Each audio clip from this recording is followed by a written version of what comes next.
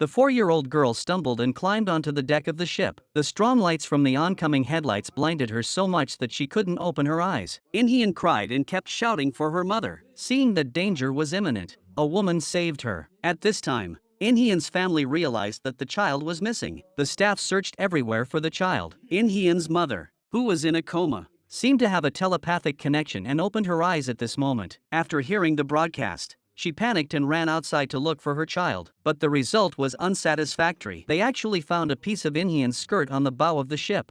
Jin fell into a state of collapse after learning the news. At the same time, a little girl wearing a purple jacket was also looking for her mother. Her mother is the woman who saved Inhyun. The police conducted a 3-day and 3-night salvage operation but never found the child's body. Jin thought her daughter was dead and was on the verge of collapse. That day, she was awakened by the sound of her child crying in her dream, so she ran to the pier and saw an older man bullying a little girl on the shore. This little girl was Hayami, who had been looking for her mother everywhere. The man saw someone coming and fled in fear. The distraught Jin also mistook Hayami for her daughter, because Hayami was wearing a necklace around her neck just like Inhyun. In fact, this necklace was Hayami picking up Inhyun's. Inhyun's father could only agree to take the child back after seeing his deranged wife, and after returning home, he also saw a letter left by Hayami's mother. He then learned that the child's mother was no longer alive, so the couple adopted Hayami as their own daughter. To reassure Hayami, he told her that your mother has gone to a very far away place. From now on, this will be your room. In the future, if you want anything, Daddy will satisfy you. Time passed like this for a full 12 years. On this day, Hayami, who had been studying abroad, returned to the country, under the care of Jin and her husband. Hayami has also grown into a graceful and beautiful young lady, but whenever she hears others question the fact that she is not the same as she was as a child, Hayami always feels a little lost inside. She has always remembered that she is not her mother and father's biological daughter. She is also afraid that the truth will be revealed one day. In order to be able to inherit her mother's top restaurant after all these years, Hayami has been working tirelessly every day. She has searched through every cookbook and even eaten raw garlic just to taste the original spiciness. But one day, when she went to her father's room to look for information, she saw a beautiful box in the drawer. The box was full of Inhyun's toys from her childhood. Hayami picked up the bracelet and put it on her hand. She thought that by wearing the bracelet, she would truly become Inhyun. But when He saw this, he lectured Hayami. He told Hayami to take off the bracelet immediately. Hayami was also a little panicked. She then realized that no matter what she did, she would always be a substitute. That day, Hayami heard the phone in her father's study ringing. After much hesitation, she picked up the phone. The person on the other end asked, "Did your family lose a little girl 12 years ago?"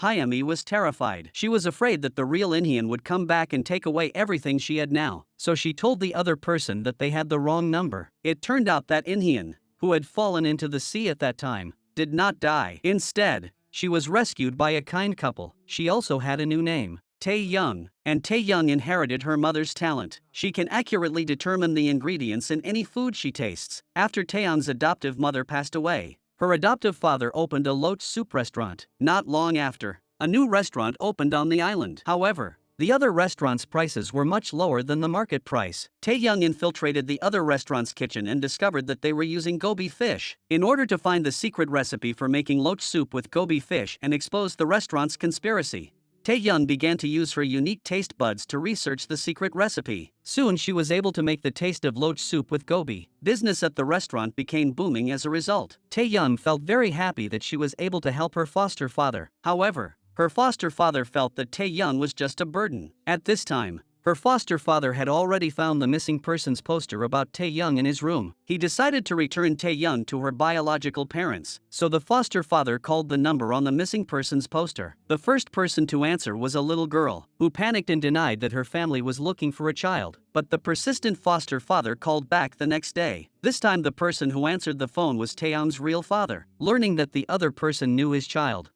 He excitedly said that he would give a generous reward. The two also made an appointment to meet at noon. But Hayami, who was downstairs, heard her father's conversation and became panicked. She was afraid that if Inhyun returned, she would lose everything she had. So Hayami deliberately caused an accident to buy some time.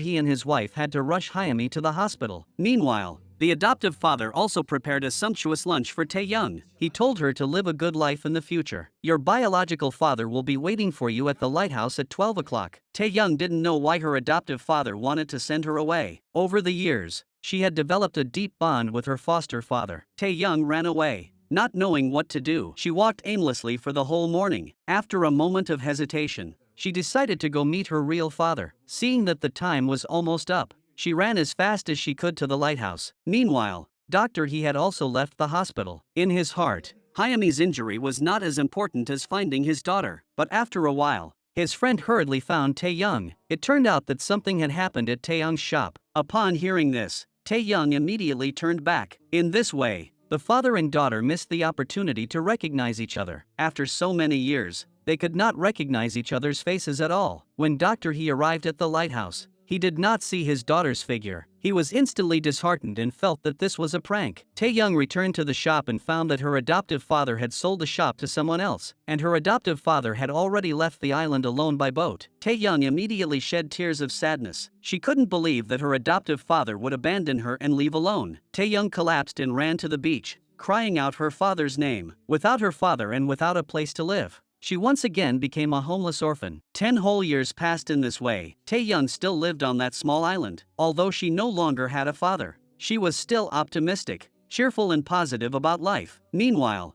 Hyami, who had taken the place of Taeyoung, had been learning to cook under her mother's tutelage. The top restaurant Arirang is also thriving under Yeonjin's management. But all these years she has never found the long-lost secret recipe. Eunjin has tried and failed time and again to create the company's signature golden sauce. Just as they were on the verge of despair, a woman held a press conference with the secret recipe. Jinsuk set up a catering group after losing the food competition with Eunjin. She claimed to have obtained the recipe at an auction in the Japanese food industry. But at this time, an old man sitting in front of the TV took the secret recipe out of the closet that Jinsuk had mentioned, and the real recipe was in the hands of this old man. Soon the old man called Yeonjin's teacher. After listening to the other party, Grandma Wu became a little panicked, so she asked her grandson, who had just returned to the country, to find the old man. You must find out the truth and come back. After experiencing the turbulence of seasickness, Jae-hyuk finally arrived at the old man's house. At this time, a girl was busily cooking delicious food in the house. Her skilled knife skills and the smile on her face made Jae-hyuk unable to take his eyes off her. It wasn't until the old man called Jae-hyuk into the house that the old man saw Jae-hyuk didn't want to leave and directly took a stick to drive him away. As a result, in the scuffle,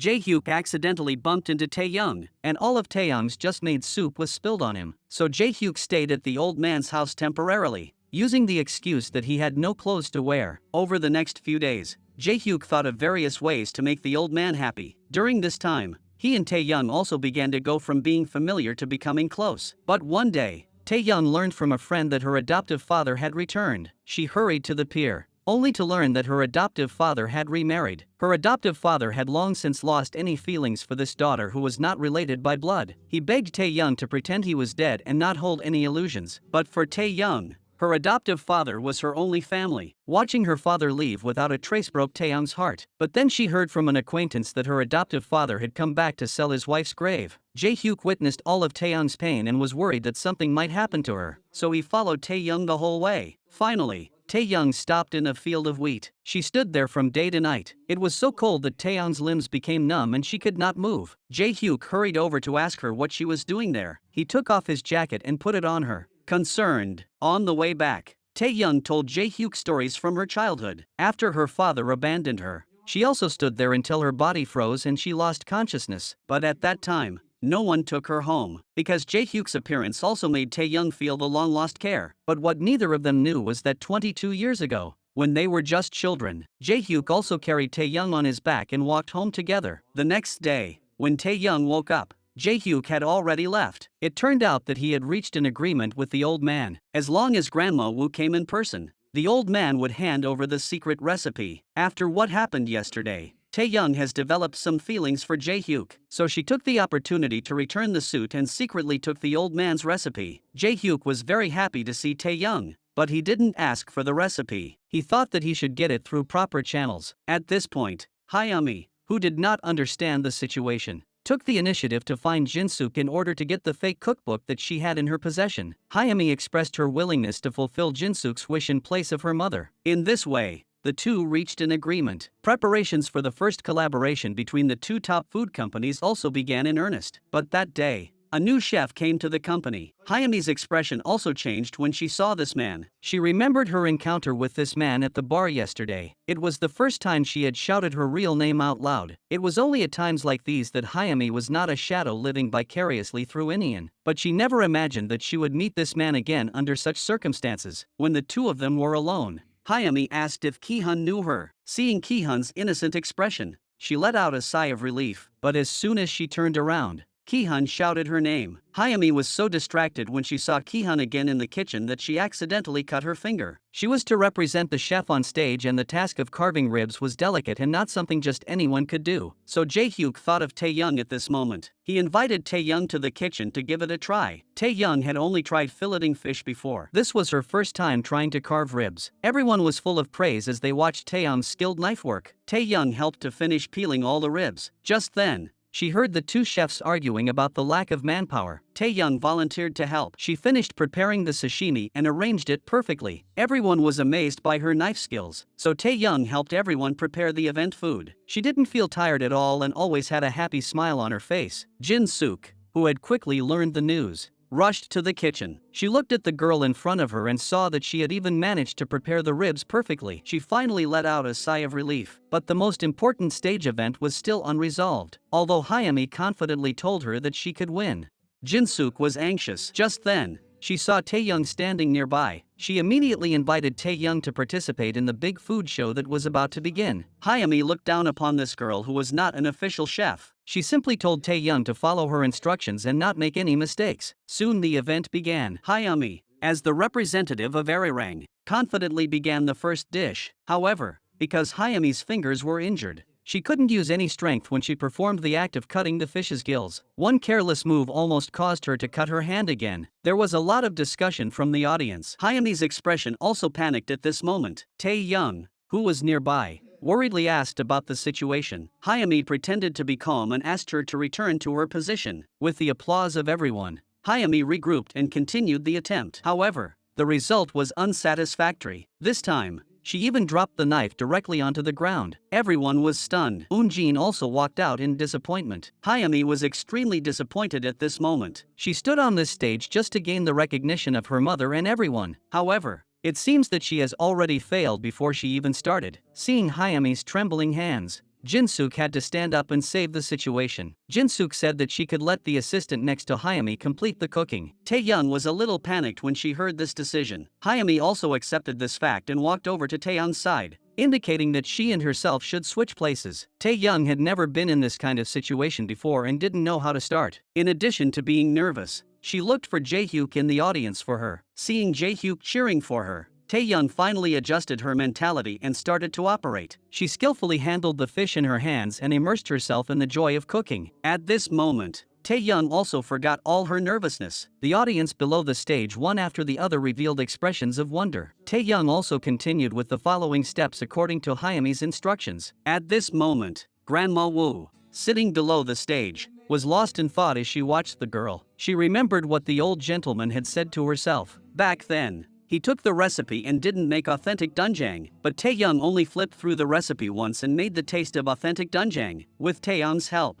the event also came to a successful conclusion. Hayami sincerely thanked her. Tae-young, however, said that cooking was a very interesting thing for her to do. Hayami felt a little overwhelmed by this word she had never felt before. Tae-young did not ask for any compensation, but hoped that Hayami could give her the set of clothes as a keepsake. As she was leaving, Tae-young suddenly remembered that she had left the recipe in the kitchen. When she arrived in the kitchen, she witnessed Jae-hyuk comforting Hayami in his arms. Tae-young realized that the two were actually in a relationship. Tae-young's heart ached. It turned out that it had always been her one-sided affection. After retrieving the recipe, Tae-young returned to the island. She slept for several days in a row to escape the pain of her broken heart. She asked her grandfather if she could leave and go live in Seoul. Her grandfather instead asked her what would make her happiest. Tae-young thought back to the time she was busy cooking in the kitchen. She closed her eyes and began to imitate cutting and cooking. Tae-young finally found the thing she loved most, which was cooking. Seeing Tae-young daydreaming about the chef's uniform, Grandpa threw the treasured cookbook at her. At this time, Hayami was also called into her room by her mother. She thought her mother would be furious because she had messed up the event, but Eunjin was only angry that Hayami had hurt her precious hands. Do you know that these hands of yours will inherit the company in the future? Hayami never expected her mother to approve of herself like this. Eunjin also told her with relief that you already have the qualifications to inherit. Soon Eunjin recommended Hayami to everyone as the successor of Arirang. But Grandma Wu interrupted Eunjin at this time. She believes that allowing family members to be successors will inevitably lead to people talking behind their backs in the future. Eunjin questioned the teacher if there was a suitable candidate. At this time, Grandma Wu called Tae-young in from outside the door. Everyone present was incredulous at this decision. It turned out that just a day before, Grandma Wu had personally found Tae-young and witnessed her talent on the day of the event. She also learned that Tae-young could use her talent to make the long-lost golden sauce. Grandma Wu immediately offered to help Tae-young by her adoptive mother's grave. But the premise is that you will obey my arrangements. Grandma Wu expressed her desire for Tae-young to receive training to become a successor together with Hayami. When everyone asked where Tae-young had received her education, they were surprised to learn that she had not received any professional training. Everyone except Grandma Wu was against the idea. With Grandma Wu's guarantee, Tae-young was allowed to stay for the time being. But the things she was about to face were not that simple. Facing an unexpected competitor, Hayami's psychology had already begun to become unbalanced. Why should she be on an equal footing with that kind of person after studying hard for 15 years? Does she have some special talent? Grandma Wu smiled and said, "Then you go and find out for yourself. If you can't find it when it's right in front of you, then I'll let her go." Soon, the news that Hayami had not been elected successor spread throughout the company. Everyone heard that there was a very strong competitor vying with Hayami for the successor position, and this competitor also had a strong backing. Grandma Wu, Eunjin, who only wanted her daughter to be the successor, was not willing to accept this strange girl at all, so she deliberately sent Tae-young to the kitchen to do menial work. The colleagues also looked down on Tae-young. Tae-young did as the head chef asked and found work to do on oneself, but everyone was unkind to Tae-young and would not give her the opportunity to do anything. Finally, Tae-young saw a colleague carrying a thick stack of eggs, and she excitedly ran over to help but accidentally fell to the ground. Just then, Jae-hyuk also arrived in the kitchen. Taeyeon's most embarrassing scene was actually seen by the person she liked. She was so embarrassed that she ran out. She knew that Jae-hyuk already had a girlfriend, and she didn't want to have any contact with Jae-hyuk. When Jae-hyuk saw Tae-young in such a state, he took the initiative to take her back to his house to wash up. Tae-young couldn't help but be envious when she saw the large house. After seeing the photo on the table, she even missed her biological parents. But how would she know that she was the real owner of this house?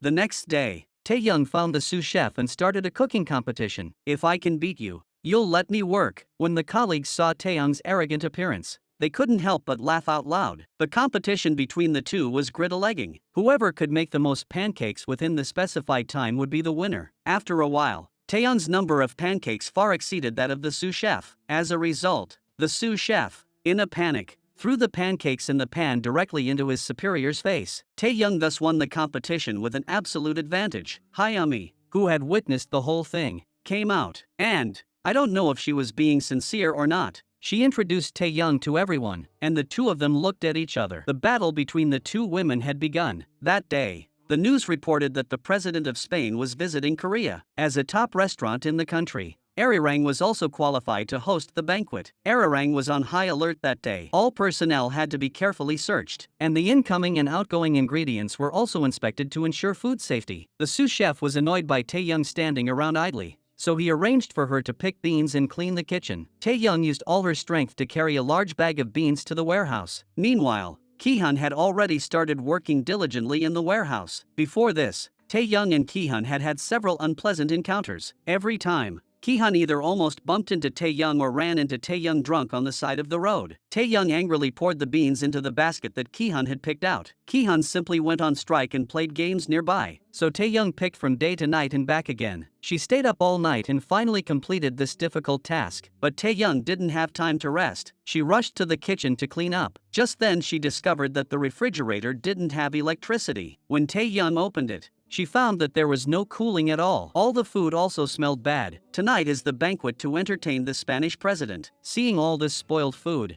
everyone panicked. Soon everyone discovered that the plug of the refrigerator had been unplugged, and their attention focused on Tae-young, who was the first to discover the problem. Tae-young hurriedly explained that she didn't do it. Just then, Hayami noticed the nervous and trembling female chef Jimin. She remembered that she had bumped into the other woman in the courtyard last night, and that Jimin had also looked flustered and stammered that she had come to check the gas. Hayami had already found this very strange, and now she finally understood what was going on. As the Spanish president had chosen to dine at Arirang, Jinsuk had become jealous and wanted to ruin their dinner. Jimin was the undercover agent Jinsuk had sent. Jimin ran outside nervously and gasped for air. Hayami followed closely behind and asked who had instructed you to do this. Jimin panicked instantly, hurriedly apologized to Hayami and tried to explain. So she followed Hayami's instructions and ran to Yunjin's room, claiming that Tae-young had unplugged the refrigerator. Woon-jin immediately said in front of all the staff that there had been an eyewitness, and that Tae-young was the culprit in this accident. No matter how she explained,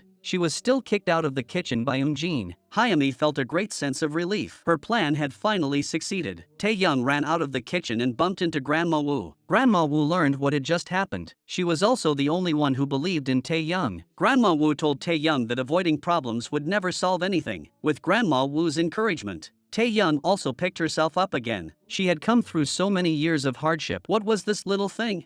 Woon-jin threw all the spoiled food in the trash. She decided to change the planned high-class dinner to her only dinner. That is, using the unique ingredients inside Arirang to carefully recreate the feast of ancient emperors. Her confidence gave everyone renewed hope. Soon everyone went their separate ways to prepare the ingredients they would need later. And Tae-young also found Woon-jin again. Brazenly, she knew that Woon-jin had disliked herself from the beginning. Tae-young said that she wanted to prove her worth. Then Tae-young found the sous chef and asked him to help her with the side dishes. As the two of them were pushing and shoving, the soup from the side dish accidentally splashed on Tae-young's face. Then she went to the stove and planned to help Jimin and Hayami stir the soy milk. However, Hayami mocked Inhyun, saying that he was just unlucky. Tae-young silently accepted everyone's mockery, but she understood that this was just the beginning. In the end, she went to the chicken farm to help her colleagues catch chickens and finally managed to help everyone. Soon, the Spanish president arrived at Arirang to enjoy the dinner. After enjoying the singing and dancing, Woon-jin walked out with 3 silver bowls. The high-ranking officials present were a bit confused. Woon-jin also first apologized to the Spanish president. Then she opened the lid and served 3 kinds of sauce. Woon-jin said, "This is the food I have prepared for you." After the food was served, the president also revealed a smile of relief. After the dinner was over, Tae-young got back to work. While she was carrying beans to the warehouse, Jae-hyuk appeared. Jae-hyuk volunteered to help Tae-young carry the beans inside. However, he accidentally saw Tae-young's injured foot. This was a wound that Tae-young accidentally cut on a rusty nail while catching chickens. Jae-hyuk immediately ran to the pharmacy to buy disinfectant. He carefully helped Tae-young treat the wound. Tae-young looked at the warm man in front of her and felt very uncomfortable. The better Jae-hyuk treated her, the more uncomfortable she felt. For a moment, Tae-young couldn't help but shed tears. She hoped Jae-hyuk would stop treating her like this. "You obviously have someone you like, but I pretended not to know." Jae-hyuk understood Tae-young's feelings, but he didn't say anything. After he finished applying medicine to Tae-young's wound, he hurriedly left. At this time, Ki-hun was already standing in the doorway and had heard all of the two's conversation. Ki-hun looked through the crack in the door and saw Tae-young crying alone in the room. He didn't go in to bother her and just closed the door. When she got off work that night, Jinsuk appeared in front of Arirang. She remembered that Tae-young had helped her at an event last time, so she volunteered to give Tae-young a ride home. However, the scene of Tae-young getting into the car was witnessed by Hayami and Woon-jin. This made Tae-young, who was already suspicious, even more convinced of her identity as an undercover. Hayami even spoke ill of Tae-young next to her mother. At this time, Jinsuk praised Tae-young as a rare culinary master. She also got Tae-young's contact information as a result. Jinsuk wanted to repay Tae-young for the last time by treating her to dinner. Tae-young could not refuse and agreed. The next day, she also arrived at Jinsuk's studio on time for the appointment. Jinsuk personally cooked for Tae-young. She also told Tae-young that she had been a senior apprentice of Arirang herself. However, Jinsuk had already investigated and found out that Tae-young had lived with a senior apprentice of Grandma Woo's. She also guessed that Tae-young might know the secret recipe for making the golden sauce, and that was the purpose of Jinsuk's initiative to approach Tae-young. The government department approached Woon-jin to discuss corporate cooperation, because Arirang's performance has declined severely in recent years.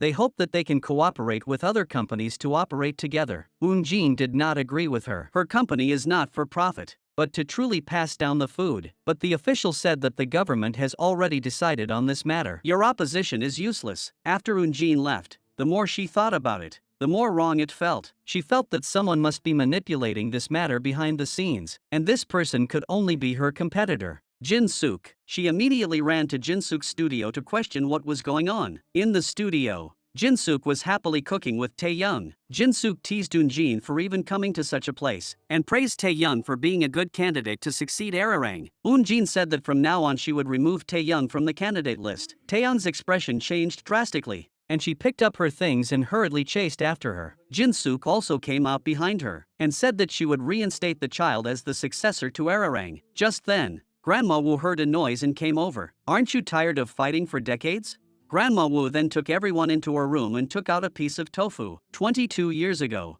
Eun-jin and Jin-suk competed in a cooking competition with this tofu as the theme. Since they couldn't decide a winner back then, let the two children continue to compete. Hayami agreed without saying a word. Tae-young also took this opportunity to make a request to Eun-jin. "If I win the competition, then you must officially accept me as your disciple." But what no one knew was that all this time, Jin-suk had been secretly making the golden sauce. What Jin-suk didn't know was that the recipe she had been given was a fake. She was still hoping to unveil the real golden sauce on the day of the competition between the two children. Grandma Wu called Eun-jin into her room alone and told her about the fake recipe, and the real recipe was in Tae-young's hands. Eun-jin then understood why Grandma Wu valued Tae-young so highly, but she still believed that Tae-young had nothing to do with the recipe. The recipe originally belonged to Arirang and now it was just returning to its rightful owner. Grandma Wu took out the sauce that Tae-young had made and asked Eun-jin to confirm the taste. Eun-jin couldn't believe that a girl with no background could have made the long-lost sauce. Grandma Wu is extremely disappointed. "So the downfall of Arirang is all because of your pride." Meanwhile, Tae-young and Hayami were both practicing for the competition, but the difference was that Hayami had a dedicated cooking room, while Tae-young could only use a small area in the kitchen after work. At this time, Eun-jin came to the kitchen to see Tae-young, and saw Tae-young busy and serious about the food. Her mind was a little confused at this moment. What is it about this girl that makes her so extraordinary? The next day, Jin-suk called Tae-young to her studio, and specially invited the head chef of the company to teach Tae-young how to cook. Watching the chef's skilled and capable appearance, Tae-young couldn't help but start practicing on the side. Jin-suk also gave Tae-young a thick stack of learning materials, which she had compiled when learning on her own before. Tae-young was very grateful. With Jin-suk's help, she also felt confident in the competition. That day, she was so engrossed in reading during her break that she didn't notice the tofu juice overflowing. She quickly went over to put out the fire and scoop up the tofu in the pot. Eun-jin rushed over when she heard the sound and immediately stopped Tae-young. The tofu in the pot was already cooked and ruined beyond repair. "What you did was really crazy." Tae-young felt heartbroken at having wasted the tofu. Eun-jin couldn't bear to scold her anymore when she saw her burnt hands, but Tae-young stubbornly continued to salvage the tofu residue in the pot. Hayami then mocked Tae-young. She felt that there was no need for Tae-young to continue insisting. It would be better to give up and go back early. Tae-young,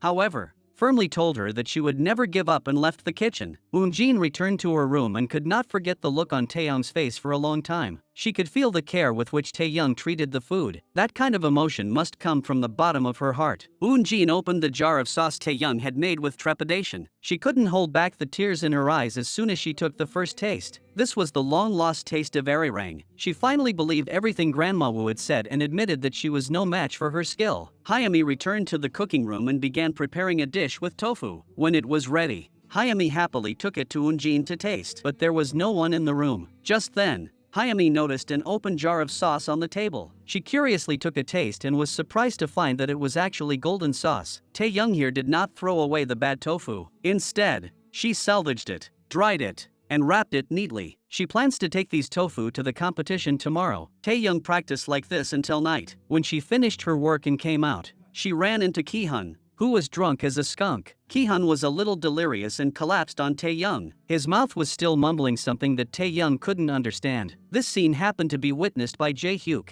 who had just arrived. Tae-young did not push Ki-hun away. They looked at each other. The two of them did not say a word to each other. However, Jae-hyuk was always preoccupied with this scene. Why does his friend feel so uncomfortable when he sees Tae-young hugging another man?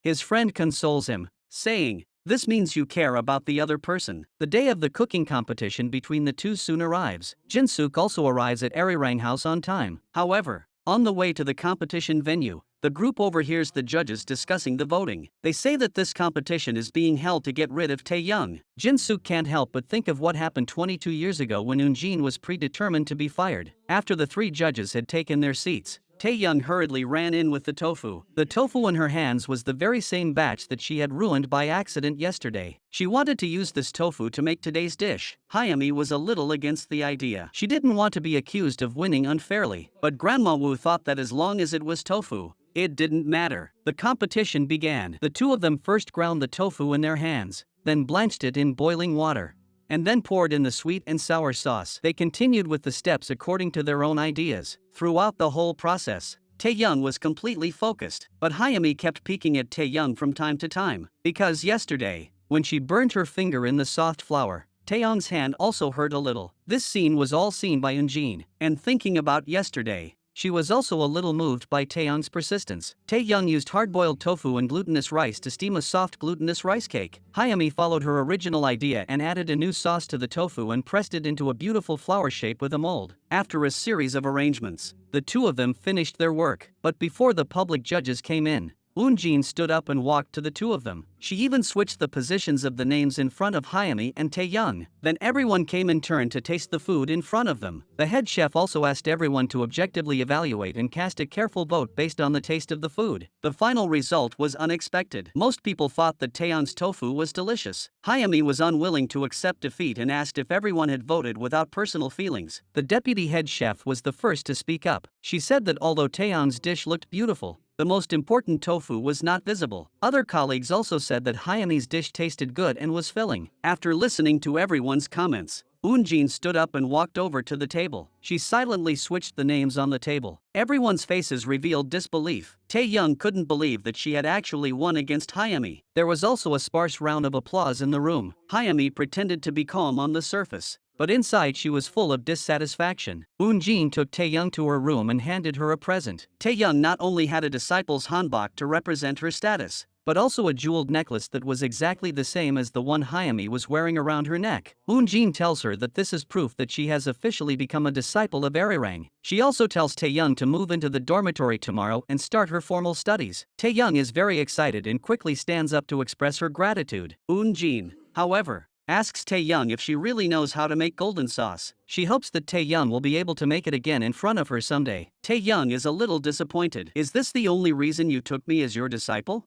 Eun-jin didn't deny it, but she did acknowledge Tae-young's cooking skills. As soon as Tae-young left, Hyami arrived. She felt that she had lost the competition because of the name change. She hoped to compete with Tae-young again, but Eun-jin told her daughter that it was because you were only thinking about winning against her, without considering the ingredients or the taster's feelings. Food that only has a fancy appearance has no soul. That day, Tae-young received an assignment from the head chef to go to the market with Ki-hun to select fresh abalones. However, on the way back, they discovered that the car door had been opened and the inside had been turned upside down. Then the door was closed from the outside. Ki-hun, Tae-young, and the RV were even towed away. And the person who did this was his mother, Jin-suk. 22 years ago, Jin-suk lost a son. At that time, Jin-suk locked her sick son in the house. Ki-hun heard the strong knocking on the door and called his mother to come back and save his brother. But between her child and the competition, Jin-suk chose the competition. When she hurriedly returned,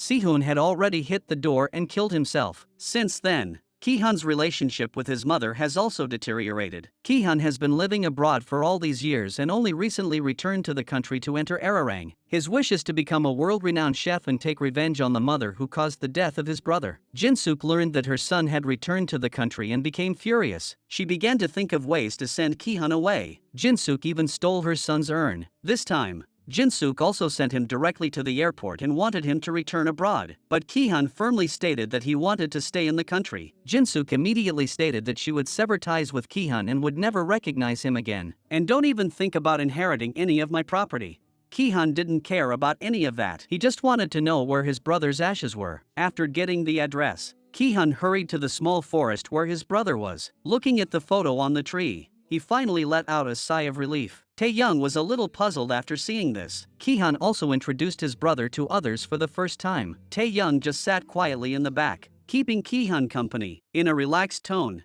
she helped Ki-hun ease his bad mood. Ki-hun then told Tae-young a story about his and his brother's childhood. He had never heard anyone pronounce his brother's name. His mother never paid much attention to his brother because he was disabled. Ki-hun's greatest wish was to run with his brother on the football field. However, this had never happened. At this time, Tae-young kept shouting Ki-hun's brother's name at the tree. Ki-hun was moved as he watched Tae-young earnestly talking to his brother, and a little bit of his heart fluttered. Grandma Woo gave Eun-jin a message. It was the date for starting to make the golden sauce. She decided that day for Eun-jin to learn from Tae-young how to make the golden sauce. This time, they sent everyone away except Eun-jin and Tae-young. Eun-jin was told that what she learned about making the sauce must not be told to anyone. Soon, the two of them started making the sauce. Tae-young taught her while Eun-jin followed Tae-young's instructions and put the ingredients into the jar one after the other. At the end, Tae-young brought 3 big stones. This is the ultimate secret recipe for making the golden sauce. Soon, Jin-suk learned through undercover work that Arirang would be closed today and only Tae-young was left. She immediately sensed that something was wrong and called Hyami. Jin-suk asked her in a strange tone of voice if she was going to give up the fight for the successor's position. Hyami instantly understood what the other person meant. The fact that Tae-young was able to make the golden sauce meant that she would be completely eliminated from the list of heirs. She must not allow this to happen. Hyami left her boyfriend and hurried back without stopping. She also witnessed Tae-young and her mother making the sauce together, but it was already too late. The two of them were already in the process of sealing the jar for the final step. Just then,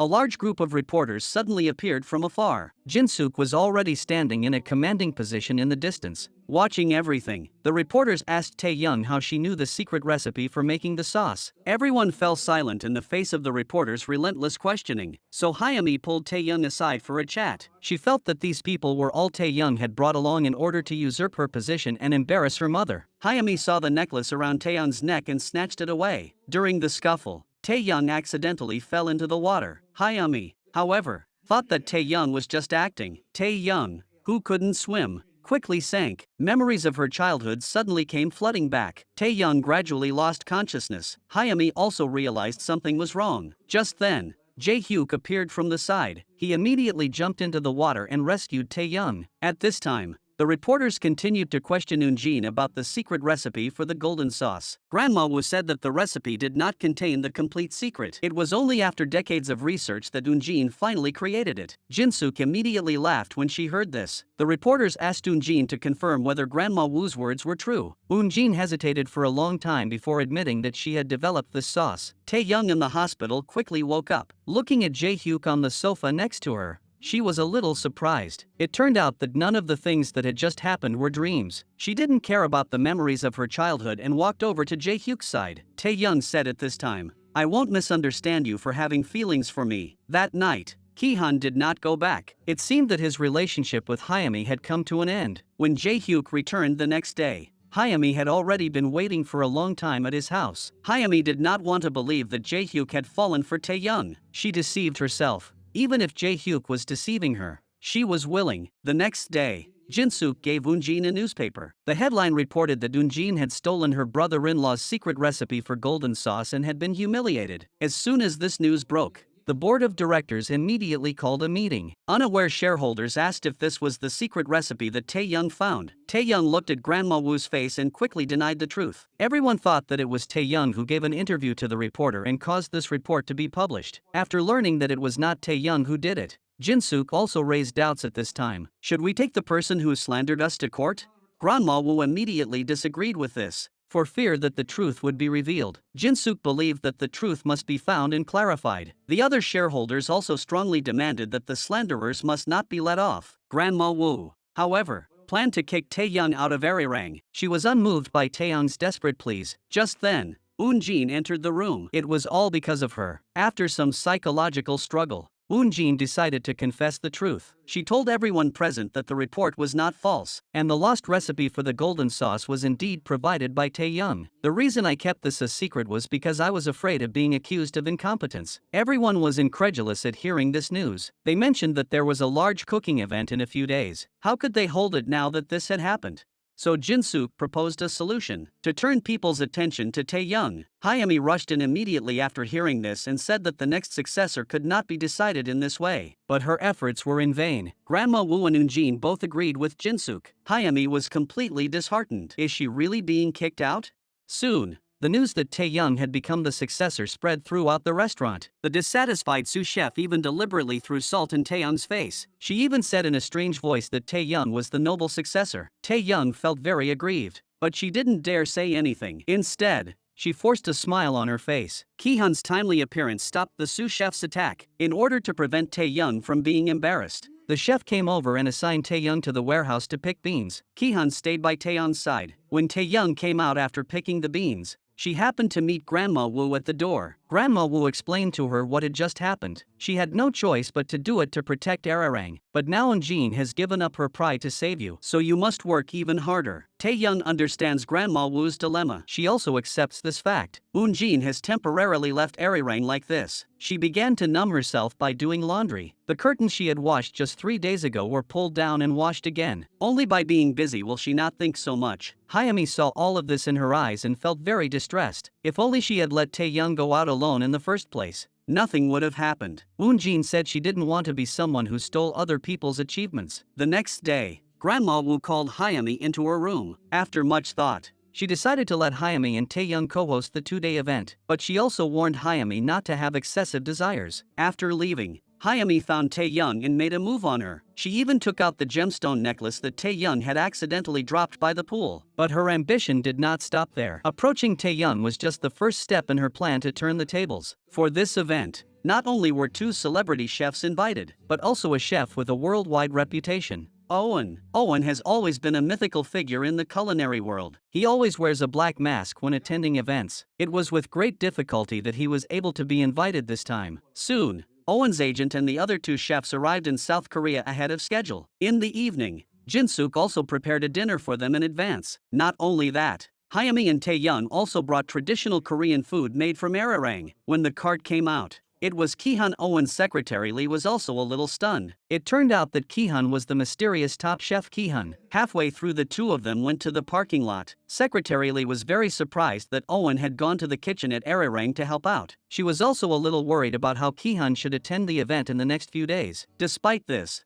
Secretary Lee promises to keep his secret. Hyami, who is fluent in many languages, is socializing with the 2 chefs. Tae-young, who can't understand what they're saying, can only sit by himself and drink quietly. Fortunately, Jae-hyuk returns to help her translate. Tae-young learns that one of the chefs doesn't like Korean food soybean paste soup. Immediately, an idea springs to mind. In order to make them re-evaluate this food, Tae-young goes to the kitchen and begs Jin-suk to do her a favor. Then she brought several plates of delicious dishes made with green fruit sauce. The chefs' faces didn't look very good when they heard it was green fruit sauce, but after they took a bite, they immediately showed satisfied expressions. They didn't think that green fruit sauce could also make delicious food. In this way, Tae-young successfully made foreigners re-recognize Korean food through her own cooking. Everyone kept praising Tae-young's awesome skills. Hyami watched from afar as everyone loved Tae-young, feeling both lost and jealous. Just then, Jin-suk walked over and said, "You're definitely no match for Tae-young if you rely on your skills alone." She handed Hyami a USB drive. The contents of the USB drive were related information about Chef Owen. It contained some of the foods that the other person was allergic to. Jin-suk told Hyami to translate it and give it to Tae-young. Hyami also instantly understood her little mind. After finishing the wine, Tae-young went outside alone to wash in the cold wind. In a daze, she actually fell asleep sitting on the stairs. Just then,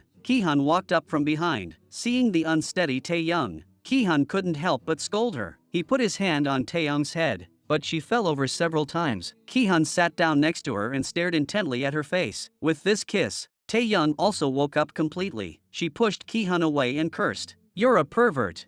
Ki-hun explained that it was just a mistake on his part. Just then, Jae-hyuk came over to ask about the situation. An embarrassed Tae-young immediately took him inside, leaving Ki-hun alone at the scene. At a loss, Secretary Lee stood by the stairs and witnessed everything. She couldn't help but laugh at Ki-hun's one-sided wish. It was really pitiful. That night, Hyami returned home and read the information on the USB drive. She remembered how Tae-young was so loved at the dinner party and was furious. Hyami had even deleted the information about Owen's allergy. She was determined to sabotage the event and get Tae-young fired. The next day, Hyami pretended to be fine as she went to the cooking room. She saw Ki-hun come in to fix the pipes, and Tae-young kept rolling her eyes at him. Then Hyami handed Tae-young the translated information. Facing Tae-young's gratitude, Hayami's eyes began to dart. Taeyoung stayed in the room and flipped through the information. And when Kihan fixed the pipe and asked for his payment, Taeyoung casually handed him a coin. Kihan glanced at the mushrooms on the table and kindly reminded him that many people were allergic to this food. Then Kihan deliberately called Secretary Lee to ask if he had told the organizer about the food to which he was allergic. After getting a positive answer, Kihan fell into deep thought. At that moment, he happened to see the distraught Hayami. He advised Hayami to be righteous in her actions and not to always think about setting people up. Just looking at your hands, I can tell how restless you are inside. Hayami glared fiercely at Kihan. She really hated this man in front of her. On the day of the celebration, Taeyoung and Hayami both put on beautiful hanboks to greet the guests at the door. The kitchen staff were also in the midst of intense cooking. Jinsuk also gave a meaningful smile when she saw the mushrooms on the table. Hayami did what she wanted after all. And Kihan, who was going to perform on stage in a moment, was still carrying things behind the warehouse. Soon the ceremony began. Secretary Lee was jumping up and down at the door, anxious. It turned out that Kihan, who had just been carrying things, had already put on a mask and stepped onto the stage to start the cooking performance. Kihan's fluid operation amazed everyone. Just watching was a treat. Then Hayami and Taeyoung also began to make it on the spot. They are calm and composed in an orderly manner. After a meal, the delicious and appetizing dishes are also completed. Next, it's time for the three guests to come up on stage to taste. After tasting Hayami's dish, the chefs all praised the deliciousness. But when it came to trying Taeyoung's dish, Kihan hesitated to pick up his chopsticks. He knew that this dish contained mushrooms to which he was severely allergic. Kihan stood on the stage, and everyone watched his every move and looked at the innocent woman in front of him. He still chose to eat it. Then Kihan gave Taeyoung's dish a thumbs up, but after 2 seconds, he felt something in his body. Secretary Lee, who was standing nearby, quickly came forward to help him. After getting the signal, Secretary Lee announced to everyone that due to Owen's poor physical condition, he might not be able to participate in the rest of the trip. The people in the audience didn't know what was going on. But Kihan, who had just walked out the door, was so serious that he fainted directly on the ground. The reporters rushed forward to take pictures. Hayami had long anticipated this scenario and took out the tools she had prepared in advance to perform first aid on Owen's hand. Taeyoung also realized at this moment that Kihan's fainting might be due to oneself, as she sat alone outside blaming oneself endlessly, and that she was in no condition to continue with the rest of the activities. Hayami, whose plan had succeeded, finally got the chance to become the protagonist, as she stood on stage enjoying the praise from everyone present. What Hayami didn't know was that this was only the beginning. Because of Kihan's allergy, Secretary Lee sued Arirang. Hayami then realized that she had fallen into Jinsuk's trap. Kihan, who was wearing a mask, also quickly woke up. Secretary Lee asked him why he knew there were mushrooms in it but still ate it. Is it because of that woman named Taeyoung? Kihan did not deny it. Secretary Lee also said that he would definitely protect his rights to the end. We have finally achieved what we have today. Do you want to spread the rumor of directing and acting yourself and be banned? Meanwhile, Hayami and Jimin were sitting in the kitchen, talking about what had happened that night. Jimin was very disappointed in Hayami. After all, someone almost died because of her. No matter how much you dislike Taeyoung, you can't do such a thing. Hayami felt very guilty, but she did not regret it. Jimin knew that he had not done anything honorable either, so he did not continue to say anything. When Jimin reached the door, she discovered Jae-hyuk standing there. Jimin panicked and tried to explain. Jae-hyuk told her not to tell anyone about it. In fact, he had completely lost hope in Hayami. He had never imagined that his girlfriend could be such a horrible person. After leaving, Jae-hyuk called Taeyoung. Taeyoung had already come to Owen's hotel with a lunchbox to make amends for hurting Owen. She had tried several times to rush in to find Owen, but had failed. Jae-hyuk then found a way to hide her in the dressing room. Taeyoung blamed herself for always making a mess of things, so she wanted to go back to the island after the event was over. Jae-hyuk comforted her, saying that it wasn't her fault. At that moment, he could no longer hold back his feelings and confessed his love to Taeyoung. This confession completely confused Taeyoung. Soon, the two of them were kicked out of the dressing room. While Jae-hyuk went to negotiate with the lobby manager, Hayami arrived. Hayami accused Taeyoung of messing up the event and causing the restaurant to close down. Jae-hyuk didn't want to expose Hayami on the spot, so he just said that it was an accident. But Hayami insisted that Owen had fallen ill after eating the food prepared by Taeyoung. Jae-hyuk told Hayami bluntly, "I heard what you said to Jimin just now. Have you never thought about the consequences of doing this?" Hayami froze. At this moment, she was speechless. She admitted that she did it. but she just couldn't stand the fact that Tae-young was more capable than she was. At that moment, Jae-hyuk broke up with her. The woman in front of him already felt strange to Jae-hyuk. As she watched Jae-hyuk's back as he left, Hyami's heart also ached like a knife. At the same time, a man appeared at Seoul airport pushing luggage. This person was Yeonjun's husband and Taeyeon's biological father. Many years ago, because of Hyami's appearance, Dr. He's son repeatedly lost his temper at home. Yango knew that the little girl in front of him was not his sister. Dr. He was afraid that Hyami's identity would be exposed, so he sent his son abroad ever since. After fruitlessly searching for his daughter, Dr. He also followed him abroad to be with his son. Until 2 days ago, he returned to the country alone. And all these years, Hyami has been living in the shadow of a substitute. Even at night when she sleeps, she often dreams that the young Inhyun runs to the side of the bed to wake herself up. What makes Hyami even sadder is that this time, when Dr. He returned, he did not give up the idea of finding his real daughter. Dr. He still stares blankly at Inhyun's photo as he once did. He also hastily puts the photo away in a drawer when Hyami witnesses him doing so. Hyami has never felt safe in this family. With low self-esteem, she has always wanted to be the best daughter for her parents, so she set out to frame Tae-young, who is more outstanding than herself. As a result, she not only lost her boyfriend, but also caused Arirang to close down. Grandma Wu then found Eunjin and hoped that she could return to lead Arirang to rebuild. Eunjin could never get past the hurdle in her own heart, but she remembered that she had once said that she would always protect Arirang. Eunjin also made up her mind to keep her promise. Meanwhile, Grandma Wu also called Tae-young into her room. After all, Owen fainted after eating Tae-young's cooking. Grandma Wu also hoped that Tae-young could go back for the time being, so that she could give an account to the board of directors. Tae-young agreed with tears in her eyes. She had no reason to stay any longer. Before leaving, Tae-young went to see Eunjin for the last time, and Eunjin taught her a secret recipe for soup. Tae-young took off the gemstone necklace around her neck and returned it to Eunjin. She didn't think she was qualified to continue wearing the necklace. Eunjin said that apart from Grandma Wu, only you and Hyami know how to make this soup. And this is my answer to you. Tae-young left with her luggage in tow. Ki-hun ran into her and drove quietly behind her in his car to keep her company. He would never let Tae-young get hurt because of him. The next day, Ki-hun returned to the hotel and asked Secretary Lee to cancel the lawsuit immediately. Secretary Lee, however, made a condition. Ki-hun had to go to Jin-suk's company and help promote their new product on a food recording show. The head chef he was paired with was none other than Tae-young. It turned out that the night before, Tae-young had found Jin-suk. She hoped that the other party could arrange for her to meet Owen. She still hadn't given up on redeeming herself for her mistakes, and this was the result Jin-suk wanted, so she immediately agreed to Tae-young's request. But she also asked Tae-young to come work for her company. Soon, Jin-suk arranged a meeting for Tae-young, but the two could only collaborate through the show. This is your last chance. Tae-young agreed. A few days later, she appeared on the food show with Owen. The whole show was broadcast live, but what Jin-suk didn't expect was that Owen suddenly changed the menu. Jin-suk was furious. She didn't spend all that money so Owen could do whatever he wanted on stage. Ki-hun's intentions were simple. He just wanted to get back at his mother. After cooking the dish,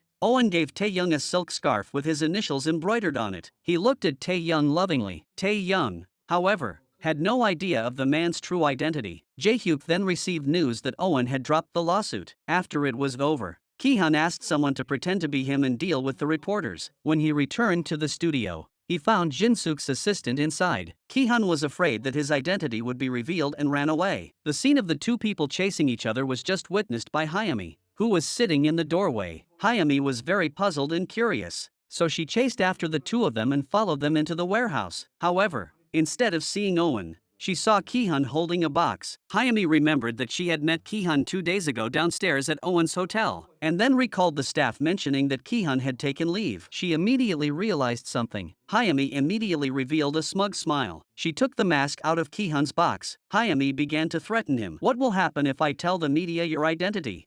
Just then, Tae-young and Jae-hyuk walked over from afar. Hyami immediately shoved the mask into the box and hid it. But what Hyami didn't expect was that Jin-suk had betrayed her. Jin-suk even told Hyami about Tae-young's involvement. When Hyami returned home, Eunjin angrily threw the incorrect allergy information on the ground. She never imagined that her own daughter would almost ruin Arirang with Jin-suk. Hyami was so scared that she knelt directly in front of her mother. I was scared. I did it because I was afraid that Tae-young would take the place of the heir. After hearing this explanation, Jin was also disheartened. Hayami tried to stop her from going to fetch Taeyoung back, and said pitifully that she would definitely do better and work harder. But Jin still left without looking back. Hayami sat alone on the bed, shivering. Her mother already hated her. After leaving, Jin went to Grandma Wu's place. Grandma Wu suggested that she bring Taeyoung back. She understood that Jin didn't want Taeyoung to go, but Jin mentioned Hayami at this time. She couldn't stand by and watch her daughter slowly fall ill. Grandma Wu understood Yunjin's predicament and didn't insist any further, so Jin gave Hayami another chance. Although she was disappointed, her daughter was the most precious thing in the world to her. No matter what Hayami was like, she would never hate her. Hayami threw herself into her mother's arms, and the mother and daughter finally made up. Meanwhile, Kihan also came to the airport to see Secretary Lee off, but Secretary Lee had even called Taeyoung. Taeyoung came to see Owen off. She was also very surprised to find Kihan there, so Secretary Lee lied and said that this was the man she had fallen for while in Korea. She begged Taeyoung to help her look after Kihan. After learning that Owen had already left, Taeyoung took out the gift she had prepared and handed it to Secretary Lee. When Kihan opened the box in the car, he found a handmade bracelet inside. He really liked it and couldn't help but smile. After leaving the airport, Taeyoung reported to work at the company as promised with Jinsuk.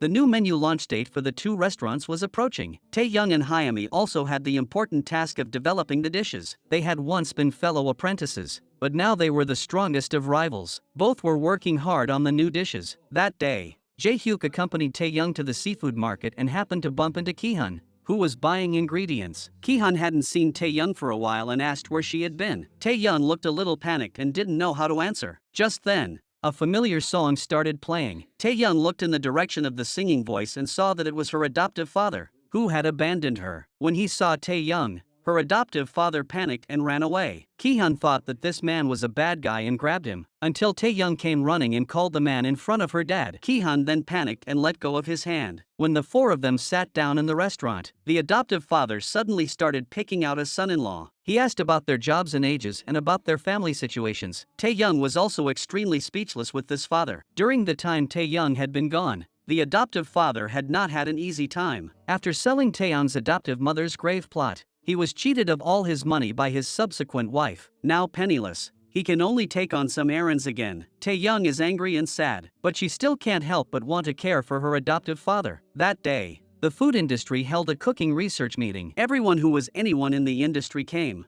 Jin brought Hayami. Jinsuk brought Taeyoung. Both wanted to introduce their disciples to everyone. Hayami was very happy to be able to attend such an occasion with her mother. Jae-hyuk looked a little embarrassed when he saw Jinsuk walk in with Taeyoung. The teacher next to her looked at Taeyoung and thought she looked familiar. It was then that she remembered that Taeyoung was the child who made the golden sauce. They asked Taeyoung if she wasn't Yunjin's disciple. Jinsuk immediately said that Taeyoung worked in her company. Soon everyone sat down to eat together. An old man arrived late. When he saw Taeyoung, he recognized her as Yunjin's child at once. The atmosphere became awkward. Taeyoung was about to explain, but the old man said, "You look exactly like your mother did when she was young." Jinsuk stepped in at this juncture and saved the situation by introducing Hayami as Yunjin's daughter. The old man also looked very embarrassed at this moment. Hayami introduced herself with aplomb, but she was after all a fake daughter, and her identity would be revealed one day. After the banquet was over, Taeyoung went to the bathroom to look for Jin. She felt that she had wronged Jin by going to Jinsuk's place, but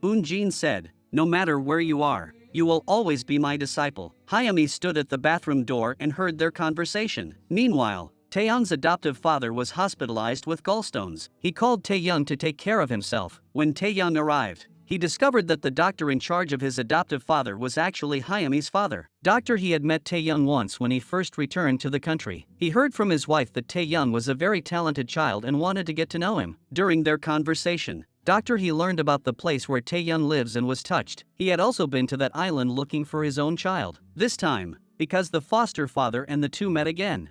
Dr. He and Taeyoung both felt a strong connection. They went outside and talked about Taeyoung's foster father's illness. Because the foster father always fakes illness, Taeyoung complained about his own father to Dr. He. But the happy scene of the two of them was witnessed by Hayami. Hayami saw this and her heart was filled with bitterness. She was so afraid that Taeyoung would take everything away from her. Hayami and her father went to the restaurant. Dr. He was also there, concerned for his daughter. He knew that Hayami had been living in fear and offered her comfort. "Even if your mother remembers you one day, you will always be our daughter." At that moment, Tae-young was supporting her foster father as they went for tests. The two had an argument in the hallway. Hyami happened to walk out and overheard that Tae-young had been adopted. Hyami didn't pay much attention to what she heard and thought they were just joking around. But when she got back home, she couldn't stop thinking about their conversation and the way people talked about how Tae-young looked like her mother at the event. So the next day, she tried to ask Tae-young, "I feel that you and Dr. He's father have a very good relationship." Without thinking twice,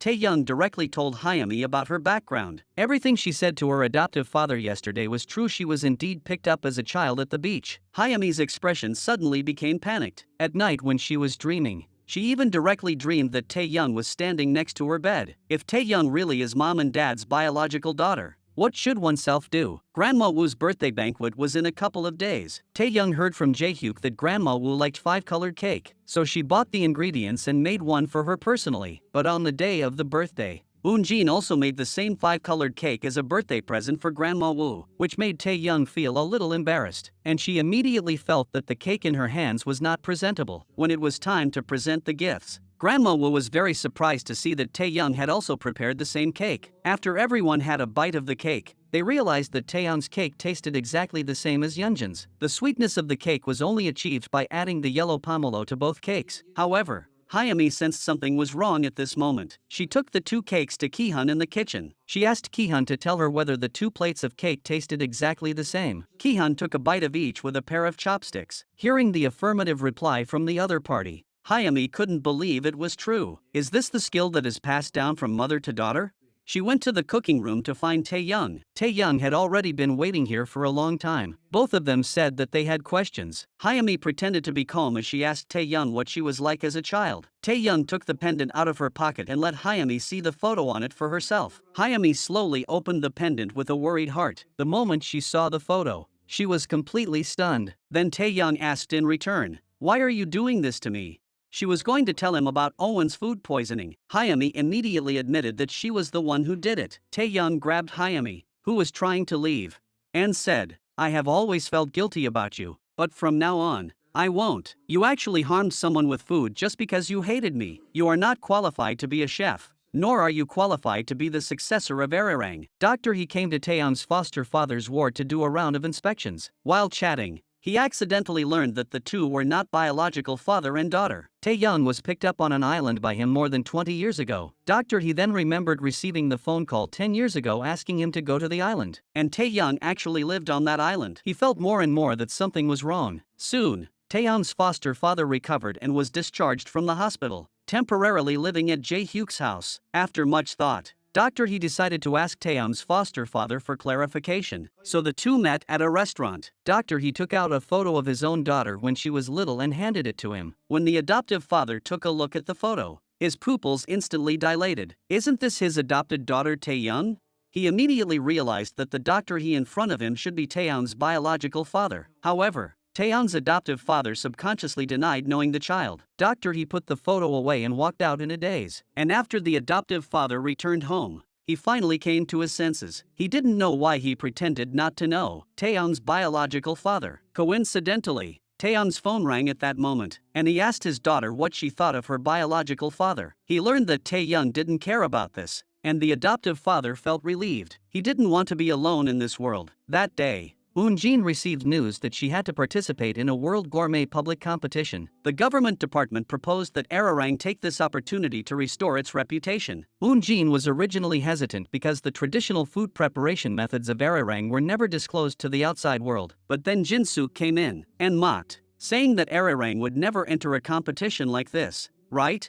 Eun-jin had no choice but to agree, and she planned to introduce real Korean food to the world. When she left, Jin-suk told Eun-jin that Tae-young would be representing our company, and that Tae-young would enter a newly developed dish. Jin-suk then told Hyami about the competition. Hyami, who was extremely competitive, returned home and asked Eun-jin if she could represent Arirang. She wanted to use this opportunity to prove herself, but Eun-jin didn't want her to participate in the competition. If you compete against Tae-young, it will definitely cause controversy. Facing Hyami's persistence, Eun-jin had no choice but to agree. She asked Hyami if she would simply participate in the competition without any selfish motives. Soon, the two of them entered into intense preparations for the competition. This competition of theirs not only represents their own honor, but also their respective restaurants. After 2 days, Hayami couldn't help but get a bad idea. She took the initiative to find Jinsook and expressed her desire to form a private alliance with Jinsook. Hayami knew that Jinsook had always regarded her mother as a competitor. Jinsook had also cultivated Taeyoung because she wanted to surpass Eunjin.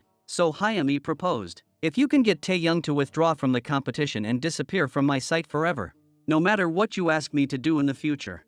Jinsook asked disdainfully, "Can you make Arirang go out of business?" She laughed immediately, thinking that Hayami was just a child messing around. So after returning home, Hayami put on a show in front of Eunjin. She pretended to argue with Jinsook on the phone, saying that she would never intentionally lose a competition. When Eunjin asked why, she cried and said that Jinsook had threatened her with the mushroom allergy from last time. Eunjin believed Hayami's lie. She couldn't just let her daughter sit around and do nothing. The next day, the judges of the competition came to Arirang for a meeting. Eunjin prepared a feast with a table full of golden sauce made with her heart. But after taking a bite, everyone realized that the taste was not that of golden sauce. Eunjin immediately said that Jinsook made the sauce. She wanted to completely remove Jinsook from the list of co-decision makers. Jinsook was shocked, but she also understood that this was Hayami's doing. That night, Yun boasted and once again came to Jinsook's company. Jinsook agreed to consider Hayami's offer of a trade, but she wanted to know what Hayami was afraid of in order to make her do such a thing. "Taeyoung has already come to my company, so why do you still feel threatened?" Hayami lied, saying that she was afraid that Taeyoung would steal her boyfriend. Jinsook thought that Hayami was lying no matter what, so she sent someone to investigate but accidentally learned that Taeyoung's adoptive father had moved in with Jae-hyuk's family. Jinsook had long known that Kihan was in love with Taeyoung. When Taeyoung first came to the company, Kihan rushed straight to the restaurant to drag her back. Jinsook was still trying to help her son woo Taeyoung, but she had repeatedly refused. Watching Kihan chase after girls like this, Jinsook was also very desperate. Taeyoung and Jae-hyuk had both developed to the point of meeting their parents. Meanwhile, Kihan was happily writing to Taeyoung from his room as Owen. But for several days, he didn't get a reply. One day, Taeyoung was very excited to see an email from Owen in her mailbox. The content of the letter not only thanked Taeyoung for giving him the bracelet, but also praised her for her excellent performance on stage cooking. Taeyoung was so excited that she couldn't stop smiling. She immediately concentrated on writing back to Owen. But Kihan here has already received the news that he is going back abroad, and he will no longer be able to stay by Taeyoung's side. That night, Kihan looked at the bracelet that Taeyoung had given him and could not sleep. After much hesitation, he decided to declare his feelings for her before he left. So after work that day, Kihan took the initiative to pick up Taeyoung. After spending so much time together, Taeyoung also felt Kihan's affection for her, but she was already with Jae-hyuk. She didn't want Kihan to get hurt because he liked her. Just then, Jae-hyuk walked out from afar. Kihan didn't say anything more. He didn't expect a response. However, Taeyoung and Jae-hyuk's love did not receive the blessing of Grandma Woo. Grandma Woo was very angry when she learned that her grandson liked Taeyoung. Taeyoung is the future of Arirang to Grandma Woo. After failing to persuade Jae-hyuk, Grandma Woo went to Hayami. Grandma Woo handed Hayami an ancestral ring. "If you are willing to accept this ring, I will help you win back your love by any means necessary." Without hesitation, Hayami took the ring in front of her and put it on her own hand. At this time, Taeyoung and Jae-hyuk were dating outside. Jae-hyuk took Taeyoung to the park to ride a bike. In the end, he produced a ring and placed it on Taeyoung's hand. Jae-hyuk then put the ring on her ring finger. The two promised each other that they would always hold hands and never let go. They smiled at each other, but the road ahead was full of thorns. That day, Grandma Woo organized a dinner. Not only did she invite Taeyoung and Jinsook, but she also invited Yeonjin's family. Jae-hyuk thought that his grandmother had finally agreed to his engagement to Taeyoung, but when he arrived at the private room, he realized that things were not going well. Eunjin said that this Saturday, she would let Hayami and Jae-hyuk become engaged. Jae-hyuk and Taeyoung's expressions instantly panicked. Grandma also pretended to know nothing about it and teased Jae-hyuk about his relationship with Hayami. The elders present all sent their blessings to the two. After all, the two had been childhood sweethearts for more than 20 years. And getting married was a matter of course. Just then, Jae-hyuk stood up and rejected the marriage. He said that he already had a new partner. Hayami, however, asked in a strange voice who that woman was. "Is it someone we know?" Taeyoung looked very panicked and stood up, saying that she had something to do and had to leave first. Jae-hyuk wanted to go after her, but was stopped immediately by his grandmother. "If you dare to take one step away, I will never see you again in my life." Just as Taeyoung reached the door, Ki-hun happened to drive by. It turned out that the news of Jae-hyuk and Hyami's engagement had reached the kitchen. Ki-hun was afraid that Tae-young would get hurt and immediately came over. He took Tae-young to the grove where his brother was. He hoped that Tae-young would pour out all her worries to his brother. Ki-hun turned around and left, leaving Tae-young the space to talk about her worries. Tae-young stayed from day to night. She touched the ring Jae-hyuk gave her, planning to let go of the relationship completely. When Tae-young went back, it was dark in the woods. Just as she felt scared, the lights next to her suddenly turned on. Tae-young didn't care about it and continued walking, but as she walked, the lights along the way lit up one after the other, illuminating the path in front of her. Ki-hun wanted to confess his identity to Tae-young before leaving, but before he could say a word, Tae-young said, "I'm sorry." Ki-hun looked at the back of the beloved woman's leaving figure and knew that he had lost, because Tae-young ran off alone and left her bag behind. Jin-soo kindly took the backpack back to her office and learned that her son had acted as Taeyeon's knight in shining armor. She couldn't hide her smile. Just then, Taeyeon's phone rang. Jin-soo smugly told Jae-hyuk to sort out his feelings and not to insist. But after hanging up, she noticed the pendant in Taeyeon's bag. Out of curiosity, she took it out and looked at it. But the photo of the little girl inside completely took her by surprise. Isn't this Inhyun as a child? Jin-soo associated her past experiences and came to a conclusion. Tae-young is the missing Inhyun. Eun-jin was also very distressed when she learned that Hyami and Jae-hyuk had broken up, so she asked Hyami what she thought about the relationship. Hyami firmly stated that Jae-hyuk would return to her side, but Eun-jin wanted her daughter to give up. She had watched Jae-hyuk grow up since she was little and knew his character. Jae-hyuk must have made up his mind to make this decision. It seems that you two are not destined to be together. Hyami never expected her mother to say such a thing. Eun-jin didn't want to see Hyami get more and more tired in this relationship. This is not something that can be undone. Hyami said that if it were anyone else's mother, she would definitely blame that woman. After Hyami returned to her room, the more she thought about it, the angrier she became. She also blamed Tae-young for all the problems. My mother must also like Tae-young, which is why she is letting herself be pushed around. At that moment, Hyami's gaze fell on the poisonous potted plant in front of her, and an evil and terrible idea immediately came to her. She took the powder ground from the plant and went to Taeyeon's cooking room. She poured the entire bottle of powder into the flour that Tae-young used to make the food. She had to make Tae-young disappear completely from her life. Then Hyami stirred it evenly with a spoon. Hyami ran away in a panic,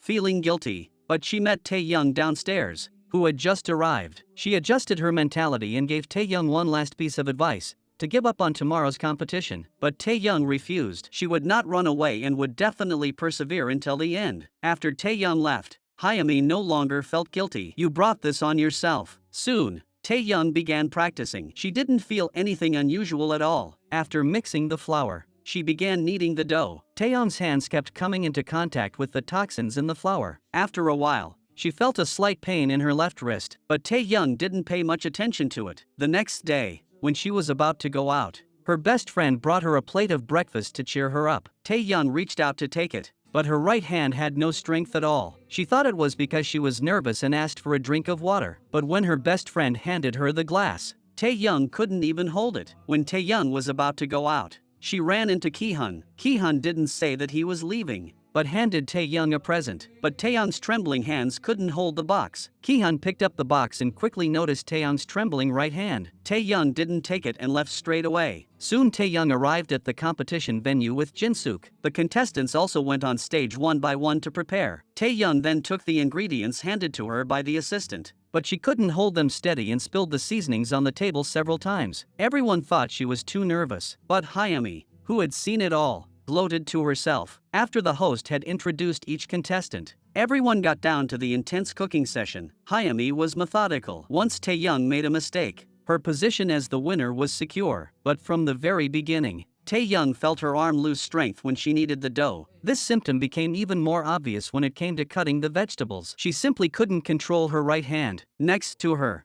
Hyami kept glancing in Tae-young's direction. She was a little guilty but also very pleased with herself. When Tae-young got to the frying part of the process, she suddenly lost her balance and dropped her chopsticks directly into the oil. Everyone was a little shocked. What's going on?